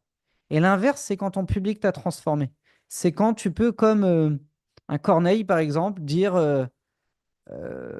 moi, je suis arrivé en Allemagne, puis au Canada comme immigré, j'ai échappé à un génocide, j'ai vu toute ma famille se faire tuer, j'ai fait de la musique pour arrêter de faire des cauchemars, je simplifie un peu, extérioriser un peu tout ça, et grâce à l'amour du public, bah, je me suis transformé. Je suis devenu quelqu'un de plus posé, de plus calme, j'aime la vie, je truc, je machin, etc. J'en oublie presque tout ce que j'ai vécu, je me sens aimé, je me sens à ma place, etc., etc. Et là, c'est pareil, tu atteins un stade où vraiment, avant de te détrôner, il va falloir y aller, quoi. Donc voilà les 4 niveaux euh, qui font pour moi le parcours de carrière d'un artiste. Et évidemment, les 2 niveaux dans lesquels il faudrait que vous passiez le moins de temps possible, c'est ces deux-là. Et les 2 niveaux dans lesquels vous devriez passer le plus de temps possible, ou en tout cas apporter la plus grande attention, ce sont ces niveaux-là. Merci d'avoir été attentif. La présentation est terminée. Si jamais vous avez des questions, Loïc se fera un plaisir de me les remonter et on va les traiter tranquillement. Loïc, tu es toujours là? Toujours, je surveille Insta, YouTube et Zoom en même temps. Avec 2 yeux, c'est pas facile, mais pour l'instant, il n'y a pas de questions, en tout cas. Ok. Bon, s'il n'y a pas de questions, je vais vous apporter un truc complémentaire. Je vous laisse quand même le temps de voir si jamais il n'y a pas de questions. Ah oui, je vois sur Instagram, on a cité Céline Dion. Absolument. Céline Dion, Jean-Jacques Goldman, tu as des noms comme ça en fait. Ils font pas partie de ces noms de légende parce que c'est eux qui ont vendu le plus de disques. Ils le font parce que c'est eux qui ont atteint les niveaux 3 et 4 avec le plus d'impact.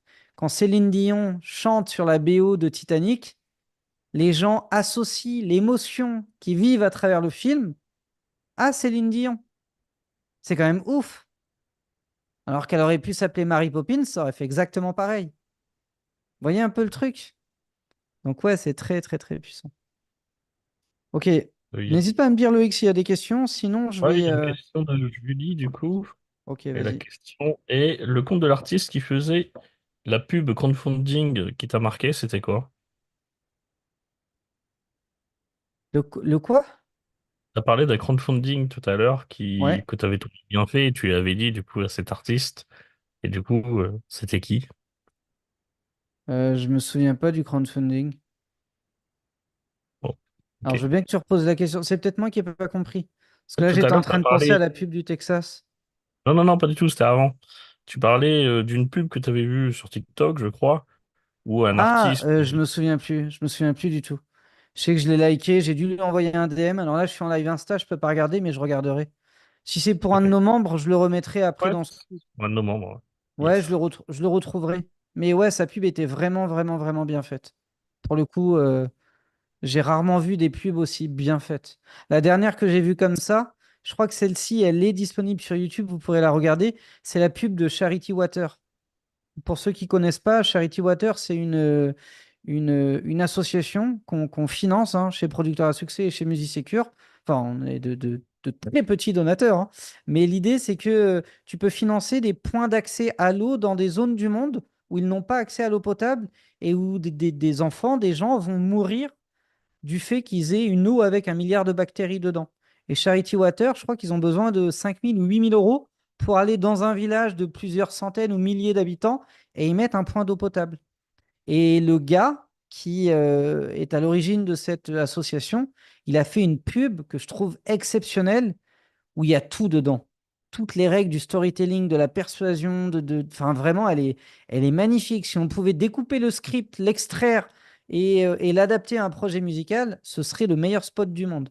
Et ben cet artiste-là, il a fait un truc très proche, je trouve, dans la structure. Voilà. Donc particulièrement intéressant. Mais j'essaierai de retrouver le nom. Ouais. Est-ce qu'il y a d'autres questions, Loïc? Sur le sujet, non, mais sur d'autres sujets, oui. Ok. Bon. Je vais faire un dernier petit apport. Et puis, si on finit assez tôt, je répondrai aux questions. Ou, enfin, je sais pas, je te laisse décider. Est-ce que les questions sont plus importantes? C'est toi qui les as vues? Non, ton apport sera plus bénéfique. Ok.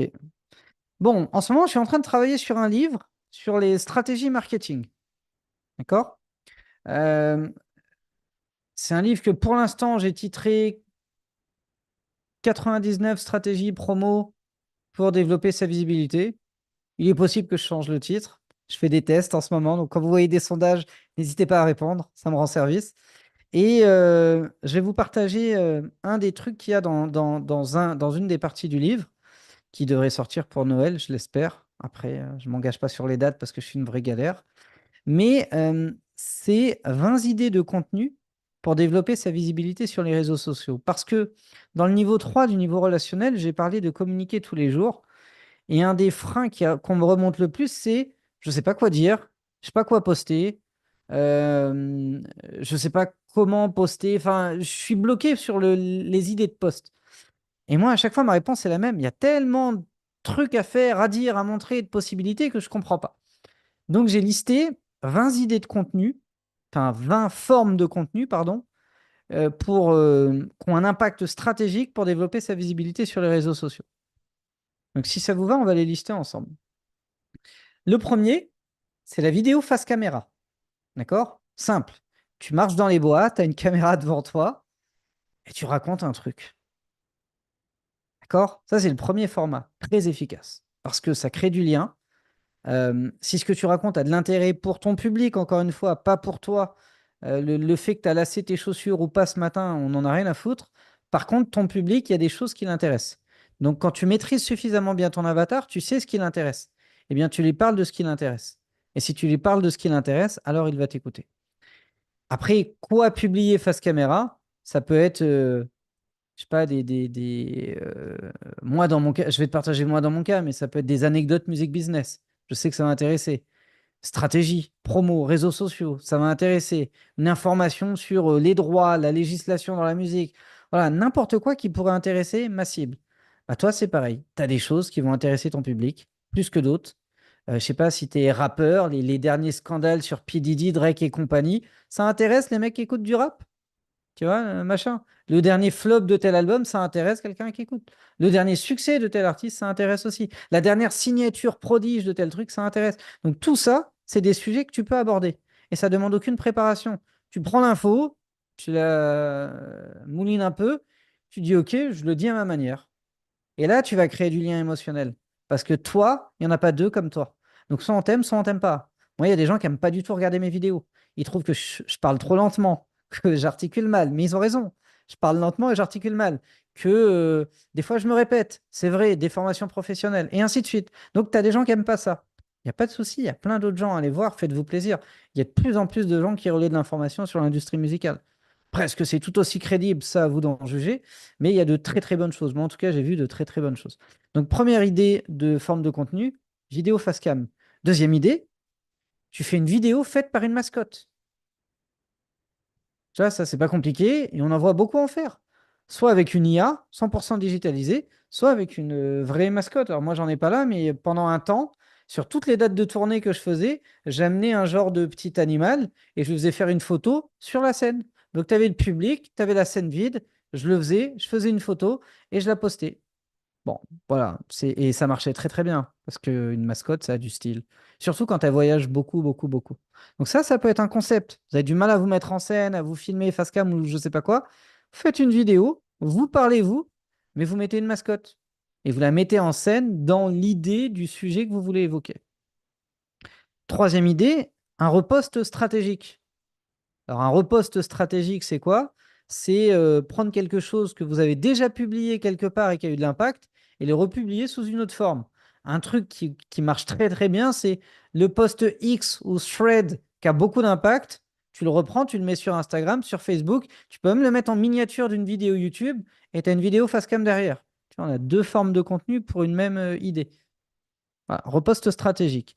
Une autre forme de repost stratégique, c'est de reprendre un sujet brûlant d'actualité qui peut intéresser ton public et de le repartager. Aussi simple que ça. Moi, c'est ce que je fais sur Instagram, sur mes stories. Je prends des articles pertinents sur des sujets qui vont ouvrir la curiosité ou l'appétit de mon avatar et c'est tout. Je pourrais rajouter des commentaires, des trucs comme ça. D'ailleurs, on va en parler après de ça parce que c'est une autre forme de contenu. Mais juste ça, déjà, ça a de l'impact. Mes stories les plus vues sont des articles des Échos du Monde ou de je ne sais où que je repartage. Pour vous donner un ordre d'idée, je fais entre 600 et 1000 vues par story. Quand je mets des stories comme ça, j'explose la barre des 2000. C'est colossal.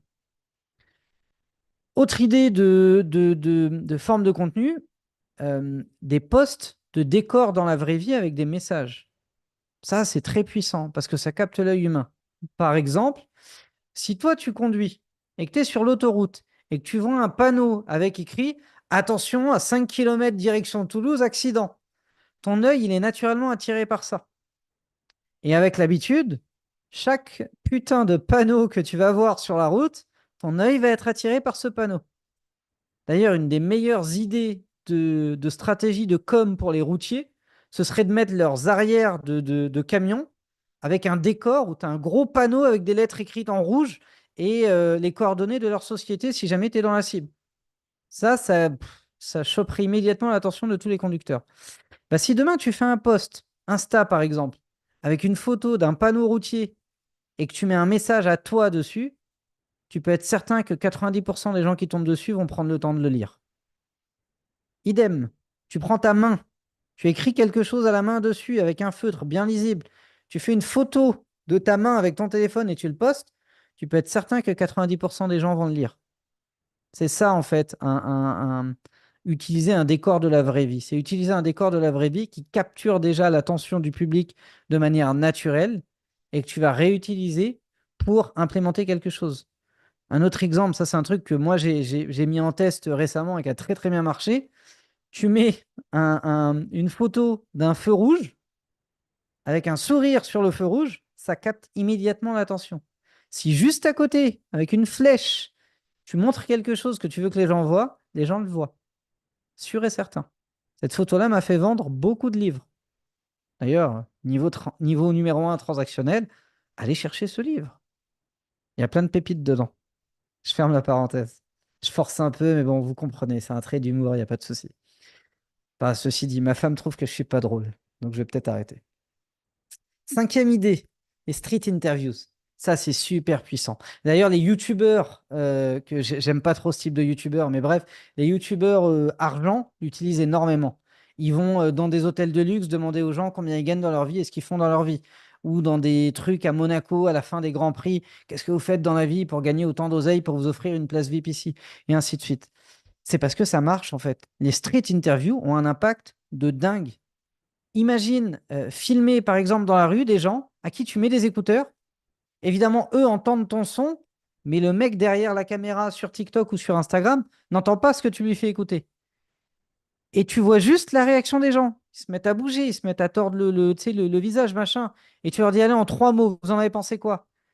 Et s'ils utilisent des mots qui créent de l'attraction, justement, qui captivent, qui créent de la curiosité, bah toi, tu vas les regarder. Et donc, tu peux créer des street interviews scriptées avec des choses qui vont avoir de l'impact parce que tu as vu que sur TikTok ou sur Insta, quand une interview dans la rue démarrait comme ça, elle avait beaucoup plus de vues. Ou alors, tu le fais freestyle et tu testes plein de choses. Et ça marche très bien. Sixième forme de contenu pour développer sa visibilité, les articles de presse. Ça, c'est très puissant. Très, très, très puissant. Tu reposes des articles de presse. Pourquoi? Parce que, un, ils sont en général rédigés par de très bons journalistes qui sont des as du copywriting, qui te mettent une accroche qui ne te donne qu'une seule envie, c'est d'en savoir plus. Ça, c'est la première raison. Et la deuxième raison, c'est que beaucoup de gens utilisent certains réseaux sociaux comme un moyen de rester connecté au monde et d'obtenir de l'actualité. Sur X notamment, c'est le cas. Sur Thread, c'est le cas, parce que c'est littéralement la fontaine de la société. Certains utilisent Instagram aussi pour ça. Et les carousels d'articles marchent très très bien. Mais un article qui va cibler votre public va avoir un impact très puissant. Il va au moins capter le titre. Et du coup, au lieu de passer une seconde en scrollant sur votre truc, s'il passe 5 secondes dessus, c'est bingo. L'algorithme va détecter que le contenu est d'intérêt, va le montrer à davantage de monde. Septième, les clips vidéo, évidemment. Par extrait ou en intégralité. Alors, je ne sais pas si vous avez déjà, vous, la fonction sur TikTok, mais on peut utiliser les vidéos au format 16 neuvième, on tape dessus, enfin, tu es debout, tu appuies dessus, tu allonges ton écran, ça le met en format 16 neuvième. Et tu le vois sur l'intégralité de l'écran. Et comme tu peux mettre des vidéos jusqu'à 10 minutes, un clip, ça passe largement. Bientôt, ils vont lancer en Europe la vidéo by TikTok. C'est-à-dire que tu seras sur ton ordinateur, sur ton canapé, tu allumes ta télé, tu auras une application France Télé, une application YouTube, une application Canal+, Netflix et une appli TikTok. Donc, on peut imaginer que dans l'avenir, il y ait un potentiel de développement de la part de TikTok sur ce type de format et mettre ses clips dessus, ça peut avoir un avantage. Tu peux les mettre sur YouTube, sur LinkedIn, sur Facebook, sur Instagram, etc., etc. Complet ou par extrait. Huitième forme de contenu pour développer sa visibilité, les listes. Ça, c'est un truc. euh, Quand j'ai vu ça, j'y ai pas cru. Donc, j'ai essayé. Quand j'ai essayé, j'y ai pas cru. Donc, j'ai réessayé. Ouais, c'est super puissant. Les listes, ça a un impact de dingue.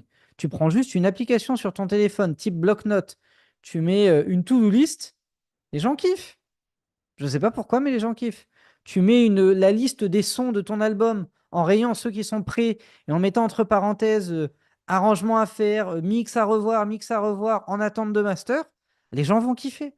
Ça te permet de montrer aussi la progression de ton projet et de garder ton public en attente. Et les listes, ça marche. Neuvième idée, les contenus à action multiple.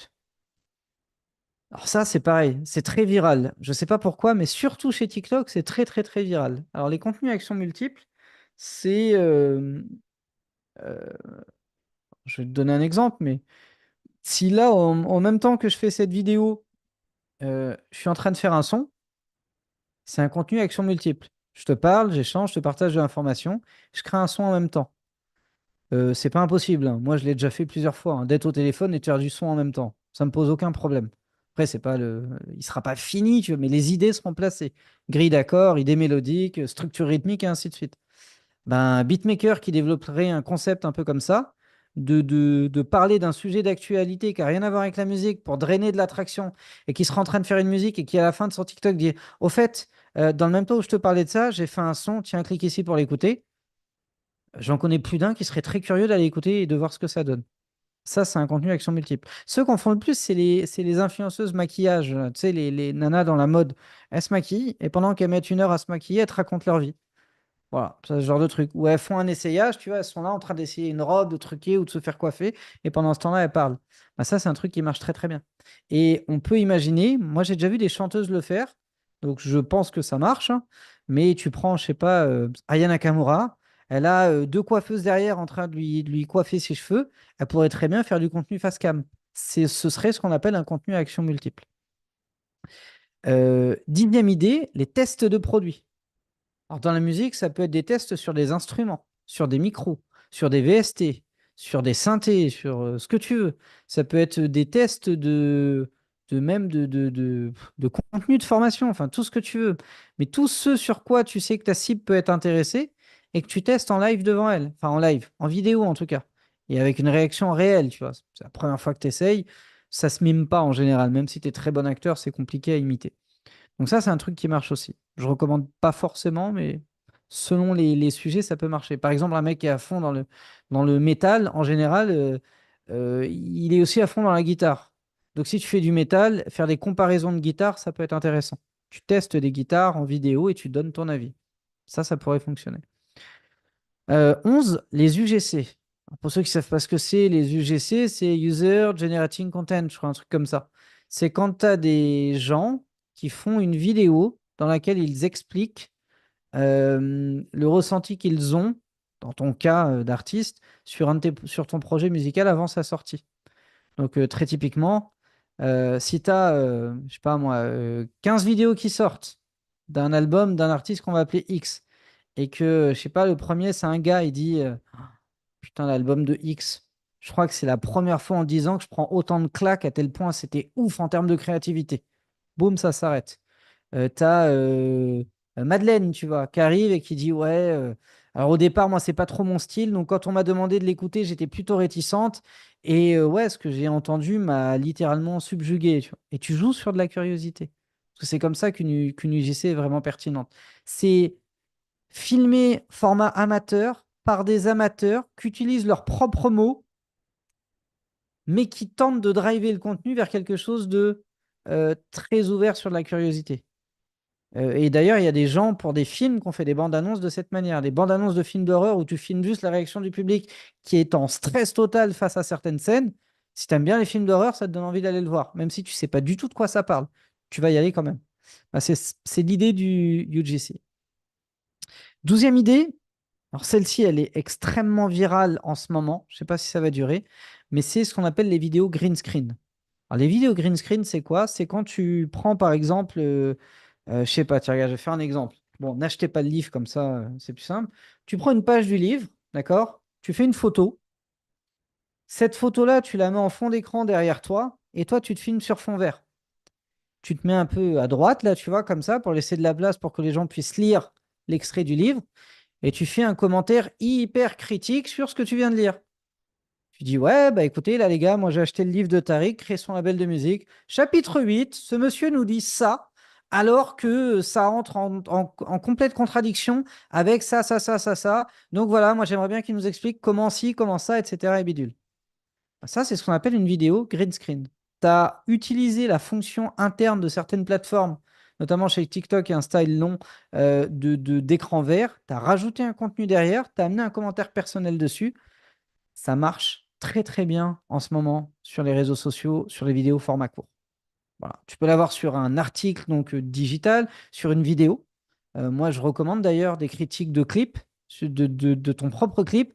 Genre, tu es là et tu dis, bah voilà, dans la scène, regardez bien ce qui va se passer, machin. Donc, tu as un extrait de ton clip et tu coupes.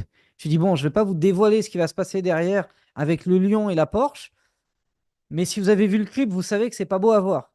Ce genre de truc, personnellement, je te suis, mais j'avais même pas vu que tu avais sorti un clip. Premier truc que je vais faire, c'est que je vais sortir, je vais aller sur YouTube, je vais taper le nom du titre, le nom de l'artiste et je vais aller regarder le clip. Pourtant, il va rien se passer, mais tu m'as donné suffisamment envie d'aller voir le clip. Bah, ça, tu peux le faire avec avec des vidéos green screen. Et quand tu le fais sur des vidéos de contenu déjà postés, qui ont déjà de la viralité, en plus de surfer sur cette viralité, tu peux booster une vidéo si jamais elle est à toi. Je répète, tu fais une vidéo sur TikTok, elle marche bien, je sais pas, elle fait 50 000 vues ou 100 000 ou 500 000 vues. Tu fais une vidéo green screen dans laquelle tu critiques ta vidéo qui a fait 500 000 vues. D'une part, ceux qui ne l'ont pas vu vont se mettre à aller la regarder, et ceux qui l'ont vu vont se voir suggérer ta vidéo green screen. Et tu crées un flux viral intéressant.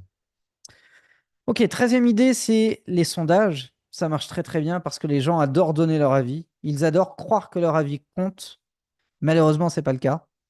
Et vous inquiétez pas, on est tous pris pour des pigeons. Moi, je réponds à des milliers de sondages et je sais que ça sert à rien, quoi, en fait. Mais bah, c'est toujours intéressant. Voilà. Donc, les sondages, ça marche très très bien.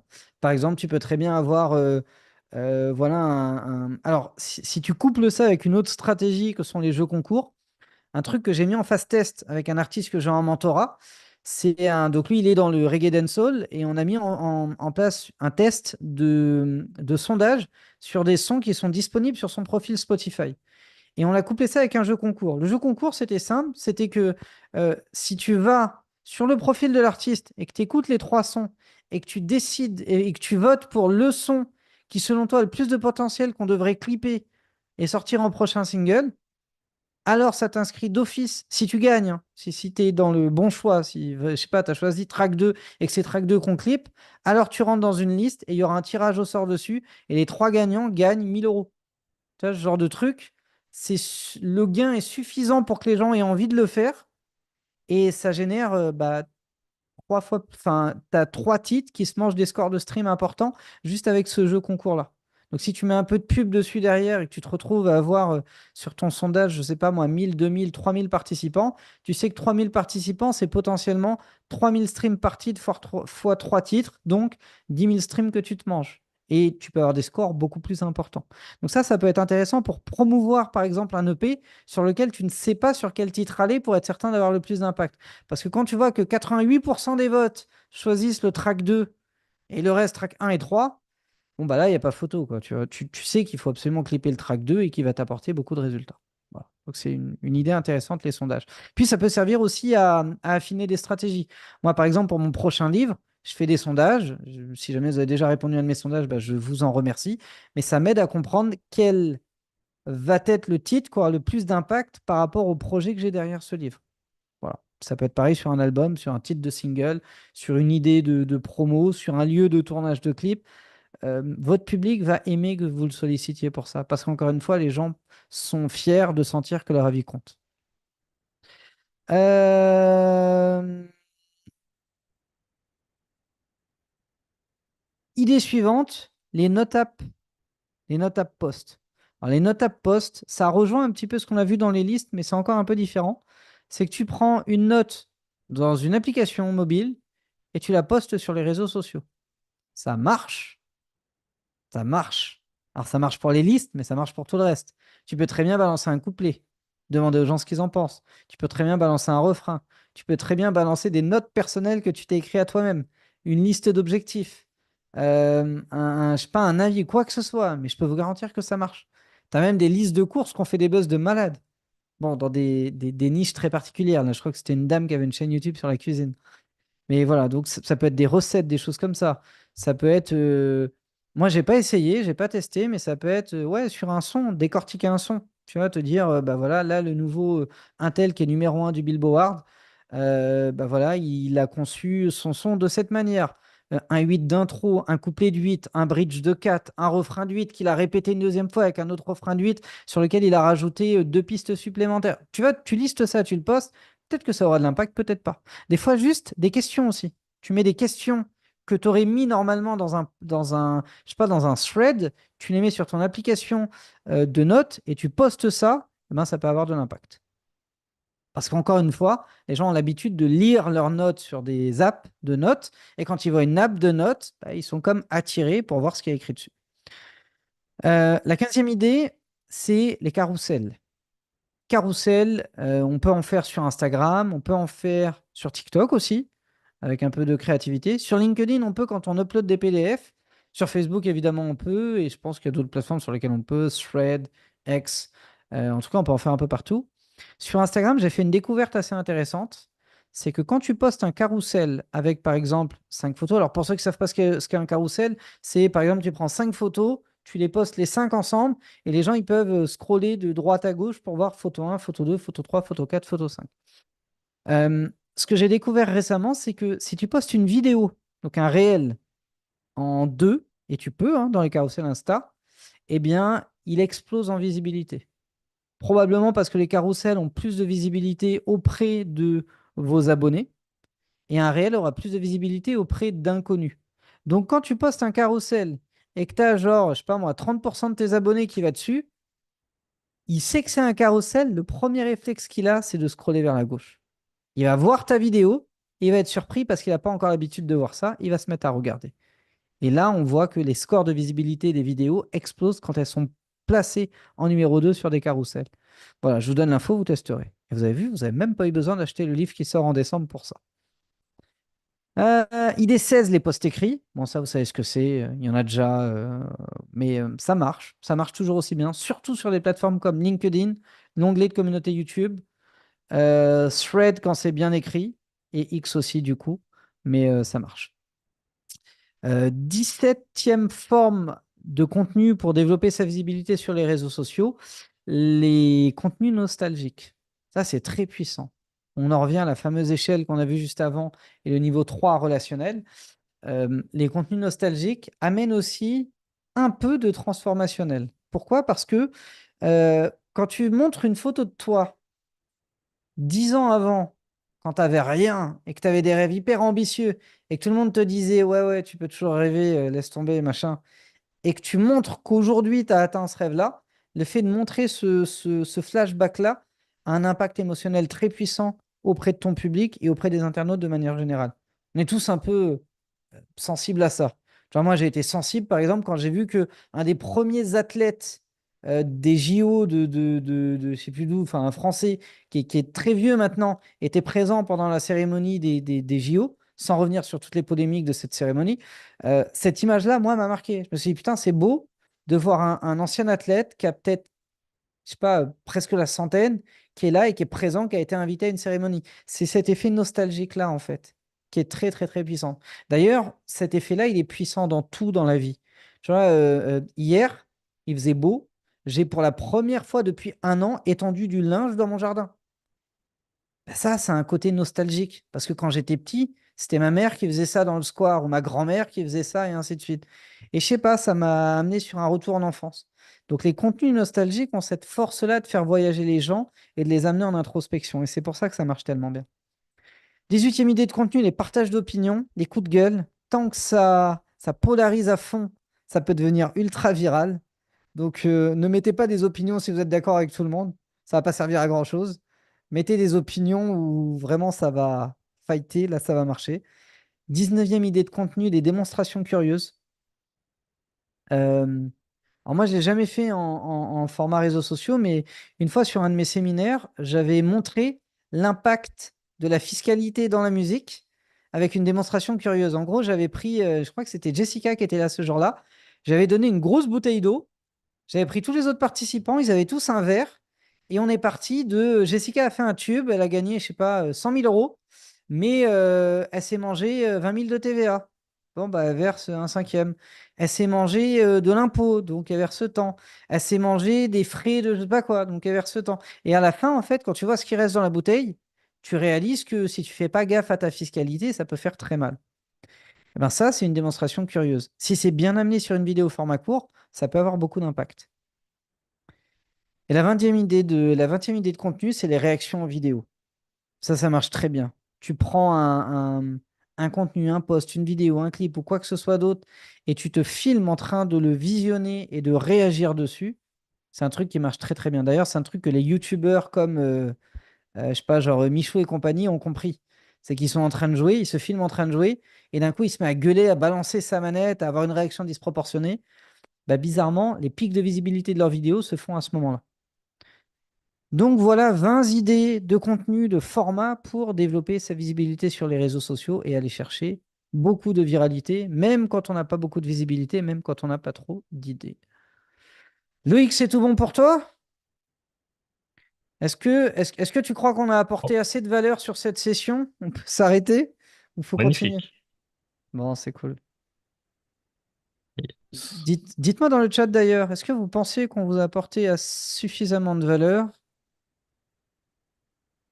pour faire une pause, aller boire un coup et aller manger? Idem sur Insta. N'hésitez pas à me dire dans les coms sur Insta. Alors, le problème d'Instagram, c'est qu'il y en a qui arrivent, qui repartent, d'autres qui Ouais. débarquent, ils n'ont pas vu le début, ou alors ils ont vu la fin, mais ils n'ont pas compris, ou ils ont vu le début, mais ils n'ont pas vu la fin. Illuminescence qu'elle a depuis le début me dit c'est énorme. Merci beaucoup. Et ici, on me dit ça commence, je sais pas à qui ça commence, mais Louis dit excellent, Clara dit super, Nelson excellent, Lila merci. Maria nous dit super depuis son iPhone. Nelson, plein de bonnes idées. C'était génial. Merci, c'est parfait. Des sourires en emoji. Valeur des plus fortes. Merci, Lodge. Ok, good. Sur YouTube, n'hésitez pas à me dire aussi. Ah, sur Insta, ça y est, ça s'est réveillé. Sur Insta, on a Oxo Doris qui me dit toujours, toujours. Cécile dit ça m'a inspiré. Mac dit merci, hyper constructif. Enzo dit toujours fidèle. Cécile dit inspiré. Yes. Eh ben, merci beaucoup. Mais je sais pas s'il y a eu des coms sur YouTube, Loïc. Ouais, il Moi, y a je un les vois merci, pas, j'ai peur super que ça. merci. Ouais, beaucoup de remerciements. Ok, bon, bah c'est cool. Eh ben écoute, si on a fait le job, c'est pas trop mal. Est-ce qu'il y avait des questions importantes à traiter Alors, en lien avec ce qu'on a vu aujourd'hui, évidemment? ouais, j'en ai noté une ou deux, je crois. Vas-y. Euh, la première, c'est est-ce que les 4 niveaux se travaillent en même temps ou bien tu penses que ça se construit étape par étape? Alors, c'est une bonne question. Euh, je pense que chaque niveau amène le niveau suivant. C'est-à-dire que je pense que d'abord, tu vas démarrer par un niveau transactionnel parce que il faut que tu construises une offre, il faut que tu la soumettes au marché, il faut que tu fasses une recherche d'arguments, d'attraction et de persuasion. Et si tu la fais pas, tu vas rester stagné au niveau 1. Tu vas dire, je suis le meilleur, mon son est le meilleur, les autres font de la merde, viens chez moi, puis de toute façon, je suis un artiste, je ne vis que de ça, donc je compte sur toi. Et tu quémandes en fait constamment des likes, de la visibilité, des partages, des rotations médias, des ventes, etc., etc. Mais tu es obligé de passer par là pour comprendre que faut que tu t'élèves au-dessus de ça. Faut que tu aies des arguments qui soient différents. D'ailleurs, je fais une petite parenthèse, mais la question amène cette idée-là, mais le meilleur moyen de vendre quelque chose à quelqu'un, c'est de regarder comment lui vous aurez vendu quelque chose. Comment il se présente, souvent sa manière de se présenter. Quand tu rencontres un artiste et qu'il te dit, voilà, moi je suis, je sais pas moi, pianiste depuis 20 ans, je suis un des meilleurs dans mon domaine, tu sais que si tu veux lui vendre quoi que ce soit, tu as juste à lui montrer de la qualité. Parce que pour lui, c'est une valeur au-dessus de toutes les autres. Le problème, c'est que 99% des gens susceptibles d'acheter son projet n'auront pas cette valeur-là comme valeur prééminente dans leur échelle de valeur. Et c'est ça qui va créer une friction chez lui. C'est qu'il va être persuadé qu'il est dans la bonne direction, parce que comme il est le meilleur, bah, les gens devraient valider. Sauf que les gens ne veulent pas le meilleur. Ils veulent autre chose. Et tant que tu n'as pas fait ce travail de réflexion, c'est compliqué. Donc, il faut d'abord passer par le niveau 1 et ressentir ces blocages-là. Mais soit tu y restes, soit tu évolues. Le niveau 2, comme on l'a dit, c'est le niveau éducationnel.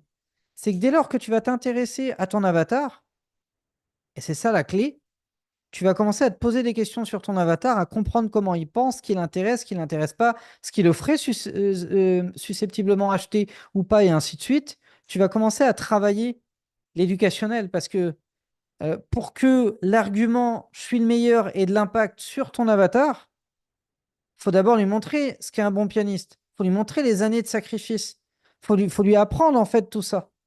Sauf que si ça ne l'intéresse pas, il faut que tu changes d'angle marketing. Par contre, si ça l'intéresse, tu peux aller all-in dessus. Ça va fonctionner. Mais tout ça, c'est la connaissance que tu as de ton avatar. Le troisième niveau, qui est le niveau relationnel, va venir après. Parce qu'une fois que tu as travaillé sur l'éducation, tu peux très bien avoir un prof qui t'apprend des choses excellentes, mais que tu détestes humainement, ou qui te laisse complètement indifférent. Bah, une fois que tu as fait ça, tu vas travailler sur le relationnel. Et le relationnel, ça va être évidemment tout ce qui va transparaître dans tes contenus, mais aussi le suivi, le fait de répondre aux questions dans les commentaires, le fait de proposer des lives de réponses aux questions, le fait de proposer de l'apport supplémentaire, entre guillemets, qui va être en dehors du champ éducationnel et dans lequel tu vas amener de la vie. Tu vois, je vais te donner un exemple, mais quand on apprend à quelqu'un comment vendre sur Internet sa musique, on va parler de distrib digital. on va proposer un comparateur. Ça, c'est de l'informationnel. Lui, il coûte tant et il fait ça. Lui, il coûte tant, mais il fait pas ça. Par contre, il fait ça. Lui, c'est ça le problème. Lui, il est en anglais, laisse tomber, tu vois, et ainsi de suite. Par contre, le relationnel va se bâtir quand tu vas amener un avis personnel et constructif. Moi, je te recommande pas un tel parce que des dizaines de feedbacks que j'ai, ça coince à ce niveau-là et à ce niveau-là.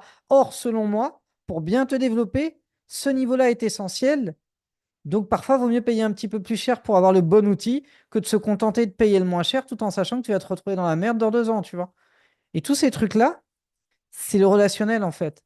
C'est d'amener une vision stratégique qui ne peut pas transparaître dans de l'éducationnel. Et tout le reste, hein, tout ce qu'on a vu après. Et du coup, le niveau transformationnel va venir sublimer tout ça. Donc oui, pour répondre à ta question, ça se bâtit étape par étape. Niveau 1, niveau 2, niveau 3, niveau 4. C'est d'ailleurs pour ça qu'il y a des niveaux et que je l'ai schématisé avec une échelle. Alès route?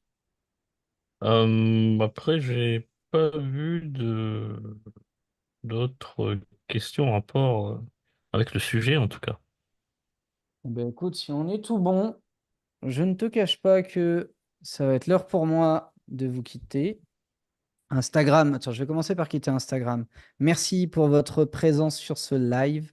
Je coupe et évidemment, il n'y a pas d'enregistrement, donc j'espère que vous en avez bien profité. Ciao. YouTube, on va couper YouTube. Merci d'avoir suivi ce live sur YouTube et merci d'avoir interagi. Je sais pas comment on coupe le partage. À mon avis, il Euh, faut que tu quittes le euh, Zoom, attends.